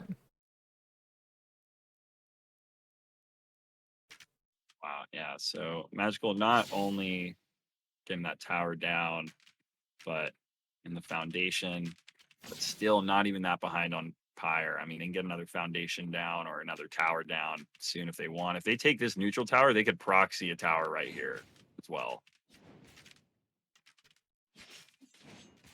Yeah, totally. A little bit of This wouldn't be the proxy. Sorry, I just saw the red on the tower at first. Oh, gotcha. I see what you mean. Yeah. Little bit of harass there from Skruffy. Like, he did manage to get some work done, but nothing too major. Wait, is that an Angelarium? So we have a very fast Angelarium, with like sub 5 minutes. With All Zoom too, so it'd be interesting to see what Magical's. One very early sentinel, maybe used as scouting, also to prevent any potential thrum harass. Yeah, here are the thrums. Yeah. Those are, and we have some of the zephyrs and stuff too. But I think the Angelarium might half be a, a stay safe card. It's like, okay, this is my backup in case they are heavily investing in this. But also, yeah, definitely probably going to be going into some units from there moving forward. Yeah. There's 2 sentinels. Right on point. I mean, if anyone knows, Magical knows how strong that early thrum harass is. And like people in chat, I think it might have been Ytlander in chat pointing out how difficult it is for Kurath in general to deal with thrum harass, and that they don't have it seems like a lot of what they have to invest in is quite expensive to deal with it. They don't have a lot of cheap anti-air options that some other ones might have. So yeah, that Angelarium right here is the Sentinel combined with these wind step Zephyrs will definitely do a really good job of combating these thrums. Yeah, I totally agree. Like, you've kind of got to go up to your tier 3 tech before you like to get the Sentinels. Castigators can be good, but like in small numbers, like if someone gets fast thrums on you and say they've got like 5-6 thrums, by the time you get 1 or 2 Cascaders out, you're still in a pretty vulnerable position where if they get a good engagement, they can just take your Cascaders out, and then you're stuck having, spent a lot of alloy and ether on those units and then still being defenseless at the end. Yeah, this pack of thrums is getting real big though. Magical could almost get caught in the sense of like, they're like, okay, I've got a sentinel out, maybe 2, I have some zephyrs, and get into a false sense of security. But if Skruffy really doubles down on these thrums, like we were talking about earlier, once the thrum gets a single kill, even against anti-air, it is really hard to deal with that DPS. These sentinels are going to get destroyed. It's like, after picking off those moats and then having this attack speed buff, they can just snipe these sentinels quicker than the sentinels can touch them for sure. They do need these towers. The protection from those towers right now. Yeah, and I think this is the saving grace for Magical Rat. He has put an All-Zoom tower in his main on the alloy line. I think you're right. I think he was afraid of the thrum harass. It's, definitely would appear that way.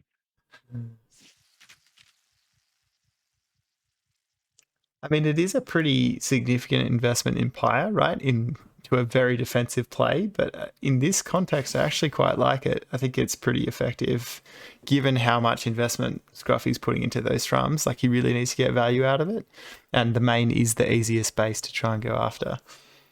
So we get the Aerox, correct? Yeah. Dive bombers. Yeah. And the air guys. Flying Banelings. Yeah. And even considering though how much a 100 Pyre investment for that tower in the back. I mean, Magical, we saw the 1 Pyre steal. They've been doing very good job maintaining Pyre. still. I mean, 160 Pyre. Granted, Skruffy says 200, but I mean, we're closing in on the Orzamal anyway. I mean, at this point, like both players have almost their entire kits available to them. So they've done a good job of, being willing to spend their resources to keep themselves comfortable and safe, but also not falling behind on resources. And by putting that tower there, you then have to devote less Zephyr and Sentinel presence over there in the event of harass. So it lets you free up your other units as well to use more. So you get some value back in that way. Yeah, yeah, true. I really like that as a play. I definitely need to try that out. Yeah, it just kind of denies it. It's really made these thrums so much less. The longer these thrums are out without getting advantage back from them, it's going to start hurting Skruffy, because you have this huge investment that is not what you would have necessarily wanted if we're just going into straight army fights. But okay, here we go. This is the Rain of Blood coming down now. And wow. I'm amazed that Absolver survives. Wow.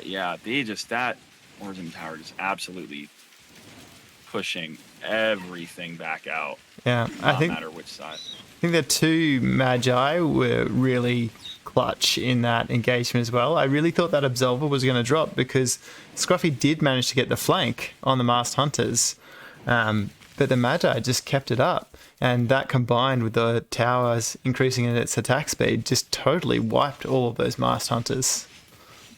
Yeah, I honestly can't believe that trade was as good as it was for Magicall. I thought that was at least going to be a lot more even. I did not expect him to just steamroll that whole fight when we saw that flank come in, like you mentioned. Yeah, absolutely. That Rain of Blood, I mean, if you compare what that did for that fight compared to how the Pillars swung it, Magicall came out on top there when it came to the Immortal abilities too. Got a lot more use out of it, I would say. At least it made a bigger difference, it felt. Yeah, definitely. And you see he has scouted the fourth base. He's getting some harass on his own from these thrums, but not enough to force the cancel even. So still just challenging to see. Oh, he's getting some work done now. Do have static defense up for Magicall. He's getting some work done at the cost of him losing an entire another base. Yeah. 2 bases, his whole army. He does have this sneaky 12 o'clock base. So I think that's Skruffy's Hail Mary. Don't think it'll keep him in it, but Sharu would be a nice pick-off. That was kind of a little dangerous spot that Sharu walked into. The mobility on these Thrum is just incredible, though. Yeah, scary unit to play against, but I have to say Magicall has been doing a great job keeping them under control with their static defense, the Zephyrs, and a couple of Sentinels. We do see the Behemoths, though. Yeah, and you definitely get into the unignorable amount of Behemoth. Those 4, there's going to be a lot of Keetles coming out. I wonder if they're upgraded yet. So I think it doubles the Keetle output for these Behemoths. With how many he's putting out right now, I'm going to go ahead and assume that they're either upgraded or darn close, because that would double damage output nearly. Yeah, that is a terrifying amount of Behemoths.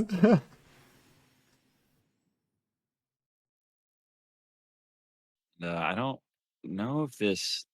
Okay, so they went for more Sharu. I was curious to see if they reinvested in many Absolver, but looks like they've switched over to primarily the Sharu, but that'll be much more useful, I would say, in this fight.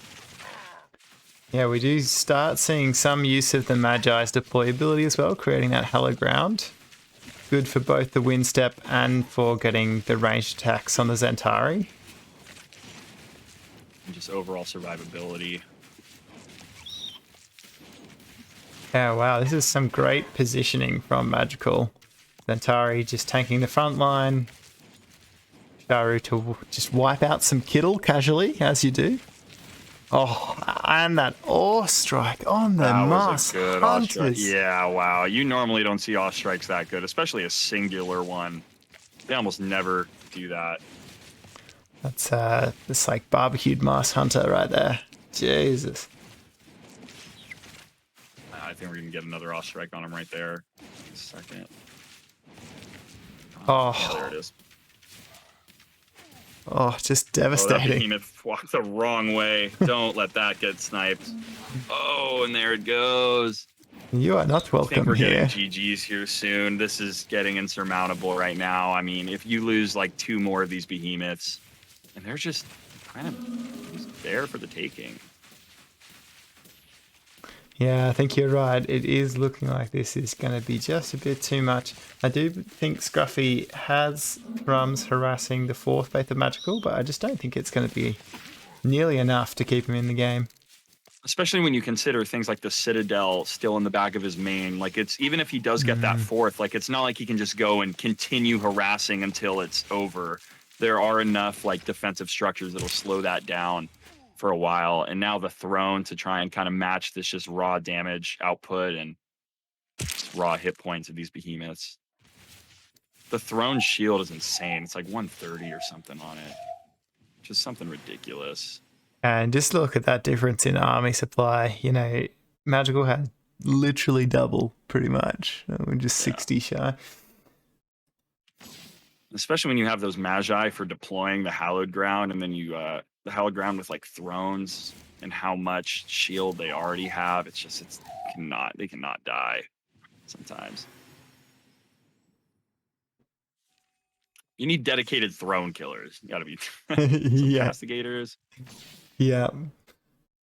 I mean, mass Aerox could be good here, but I mean, there is just enough Cascaders now and Zephyrs that it's going to be quite hard to kind of micro them in close enough to the Sharu or the Thrones. Yeah, especially if they spread them out a little bit too. Yeah. I mean, Wraith Bows would probably be the answer. Or, I mean, the Dread Sisters do have the root to hold them in place, so enough Mass Hunters could also be fairly effective, but with this difference in army supply, it's just hard to see how, no matter what he starts building, how he'll be able to hold it long enough for that to matter. Yeah, and then also the fact that Magicall has more access to Pyre at the moment. You could throw down a tower inside of this base right now if you wanted to. GG's. Yeah. There we have it. We have the GG. So Magicall up 2-0 right now. It's could be the potential tournament winning match. This next one, should Magicall win, or could be the start of a reverse 3-0 in Skruffy's favor should they get on the board. Come on, Skruffy, you can do it. We know that you can.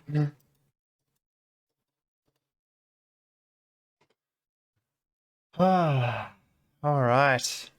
What a crazy match. I mean, we do get to see some pretty awesome late game armies there, like huge armies, strong compositions. I think it might be one of the first games we've actually hit supply cap. Yeah, they were pumping some units out.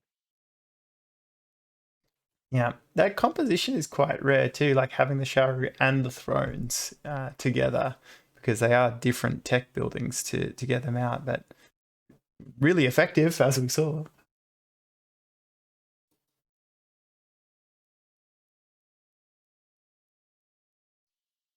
All right, looks like we may even have a different map for this match as well. Fool's Bay. Fool's Bay, how exciting! It'd be good to mix it up, and this one has just so many. It's a bigger map, so many more entrances. It should open up some different options for each player as we start launching into our game 2. Keeping in mind that Magicall was up 1 game already, having won his way through the winners bracket, so he's up 2-0 to Skruffy in a best of 5. He can take the series if he wins the game, or we could see a turnaround from Skruffy. I'm curious to see what Immortals we get locked in. See if Skruffy feels the need to make any adjustments now with the back against the wall.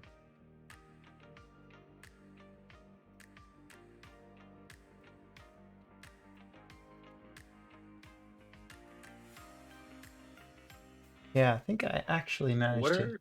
miss who they picked. We'll have to check in game. And I didn't see either. So you were saying this map, a lot more openings. This is one of the maps designed for 2v2, more so in mind, I imagine. Yeah, predominantly a 2v2 map. Um, some of the key differences, so a lot more entrances into player's base. We also have a giant ancient in the middle of the map, which spawns partway into the game, and it's got this kind of tug of war mechanic where each player can do damage to the ancient, and whoever does the most kind of gets it and gets a huge amount of pyre as part of it. But the other player can come in and start doing damage, and it kind of like pulls it back. So it's like this ongoing tug of war between the armies where it's like, are they fighting each other? Are they trying to put damage on the ancient? Which can lead to just some really dramatic engagements. That's cool. So it's not something you just swoop in and steal. No, definitely not. It's a long engagement. I think it actually gets announced to both players when someone starts as well, if I am remembering correctly. Wow. So you kind of like know what's happening, and you can choose whether you let them take it or you need to reposition and try and take an engagement. I would just park my army like in fog of war outside their base, and then go attack it with like a worker, and just go walk in their base. They leave. That would make make a lot of sense. Yeah, we can get into what the players have chosen now. So in the top of the map, we do have Magicall playing as Zol, and in the bottom of the map, we have Skruffy, and he has chosen Marla. So we are getting another Marla matchup, another Marla game. Quite Sorry. diverse Immortals chosen today. I would say it's almost exactly even across the board. I would say Jari's maybe the one we've seen the least, but we've definitely still seen it. Yeah. And I think it bodes well for the game too, where it's not 9 out of 9 people are playing Orzum every match. You know, it shows that there's a pretty healthy meta right now, even though it's obviously we're in alpha, things are developing, changing, recent big changes, and certain things that want to be tweaked by either community, devs, etc. This game has definitely been a lot better about balancing than most games I've played. Yeah, absolutely. And I think that's the thing that's been really fun to see is like, even though the meta's shifted with the different patches, like people have still found like really effective strategies for each of the different immortals. And I think this tournament really kind of illustrates that, because I would have said going into it from the last Break the Game Weekly with the 2v2s and just watching scrims that we were seeing a lot less diversity. But yeah, I think we've been proven wrong. I think Magicall went for a really early neurosite, if I'm not mistaken, up at the top behind their. Yeah, I feel like that's fairly early. Yeah. They already have the hold down. Yeah, he typically goes 2 altars first, so I think must be trying to push for that ambush as fast as he can. What do we have? Maybe knowing that something like invisibility becomes, I guess I don't know if invisibility would become better or worse on a larger map.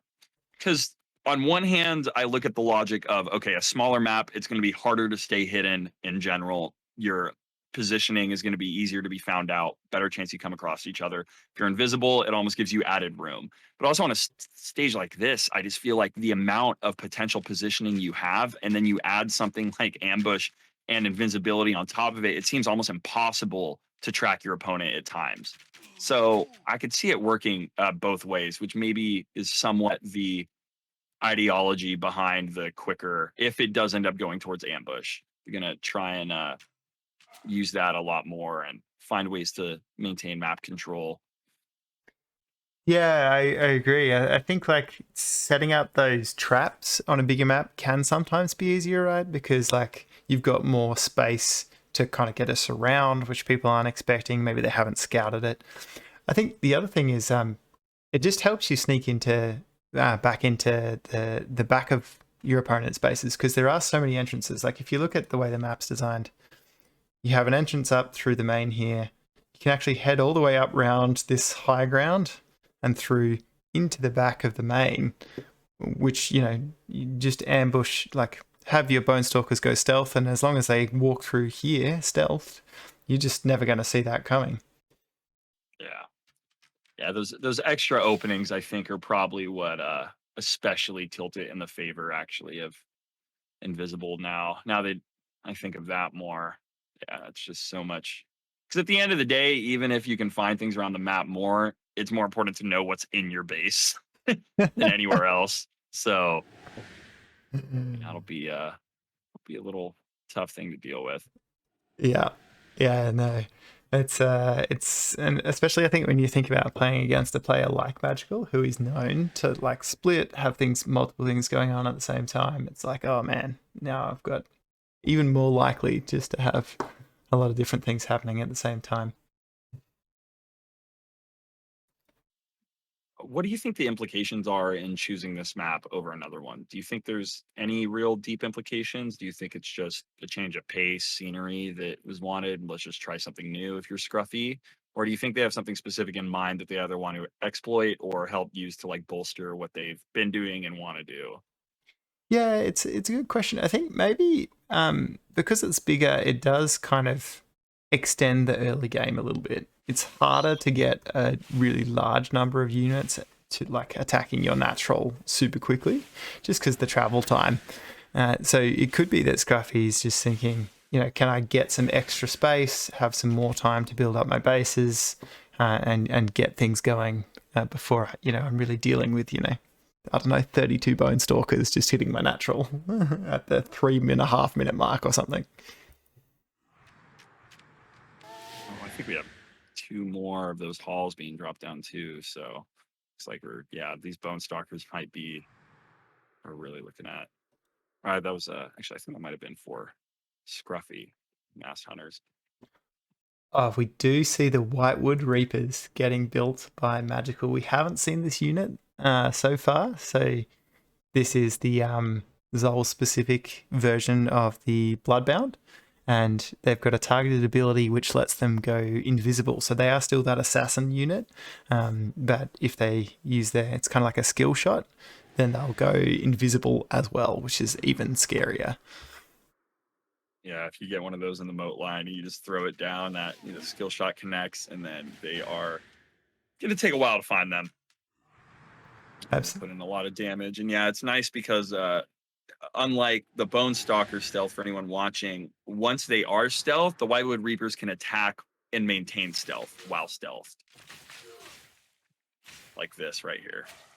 But gets 2 of them caught, so. Yeah, no teapots though to help scout. But yeah, it looks like that'll be enough to hold Magicall at bay for the moment. We have also seen, you know, you get somewhere between 6 and 8 Whitewood Reapers, and you can actually kind of like snipe a base just by sneaking in, because they just do so much damage each hit, so such high damage output.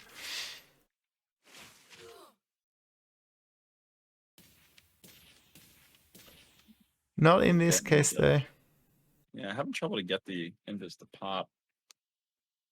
Not a lot of good opportunities there. It looked like at the end they tried to micro that last one maybe towards them to get the skill shot off to go invis, and then got sniped. And yeah, that's just so scary. A pack of invisible Bone Stalkers like that.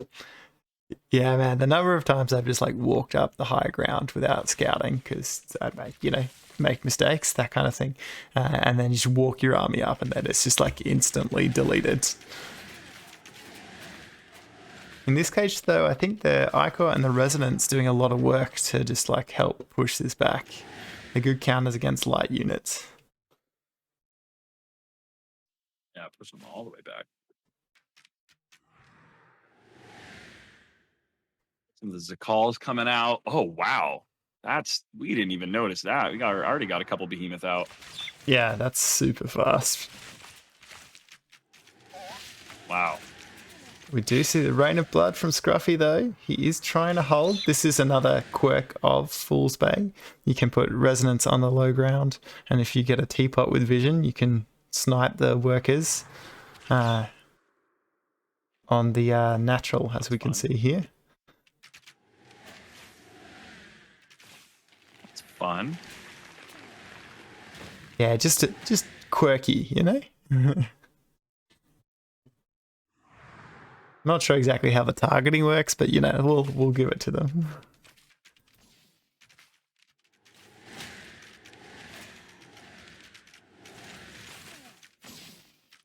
Here we go.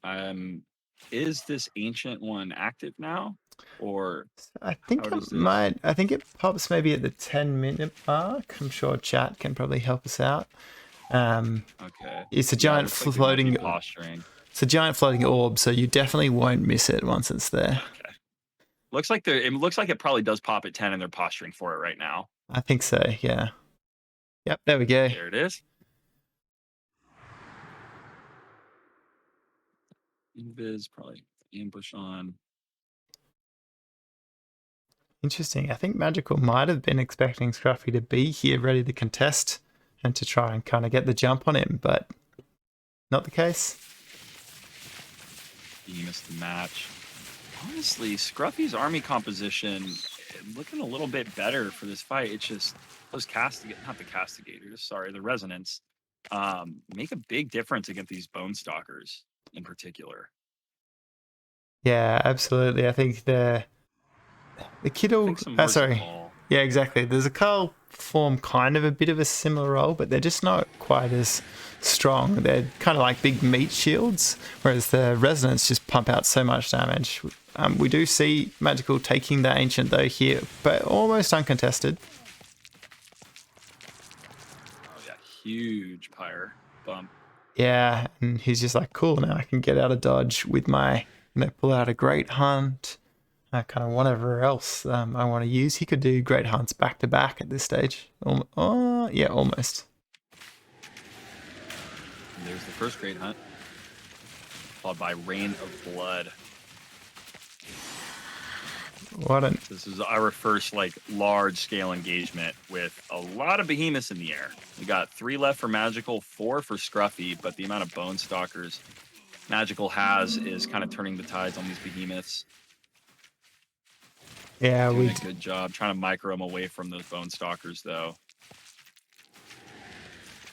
Yeah, there's not much else he can do other than try and get, as much value as he can before they drop. It will be. He is sending reinforcements, but I think they are just going to be a little bit too late. Air rocks would be good right now for Magicall. So we may see. Yeah, there we go. We do see him producing those indeed. They will come and help them clear out these slow-moving behemoths without any problem. Yeah. That makes it absolutely evaporate them. Just evaporated, gone. They make such sad whale sounds when they get taken out. It's kind of like a bit heartbreaking. Oh, and this is another sneaky spot to put resonance. This map really just so many different angles that you can get harassment on, or maybe these are some of the things Skruffy had in mind for this map too. It's resonant play. Yeah, I think so. But as we see time and time again, Magicall just always, always understanding what's happening on the map. He's got bone stalkers there very quickly, cleans it all up.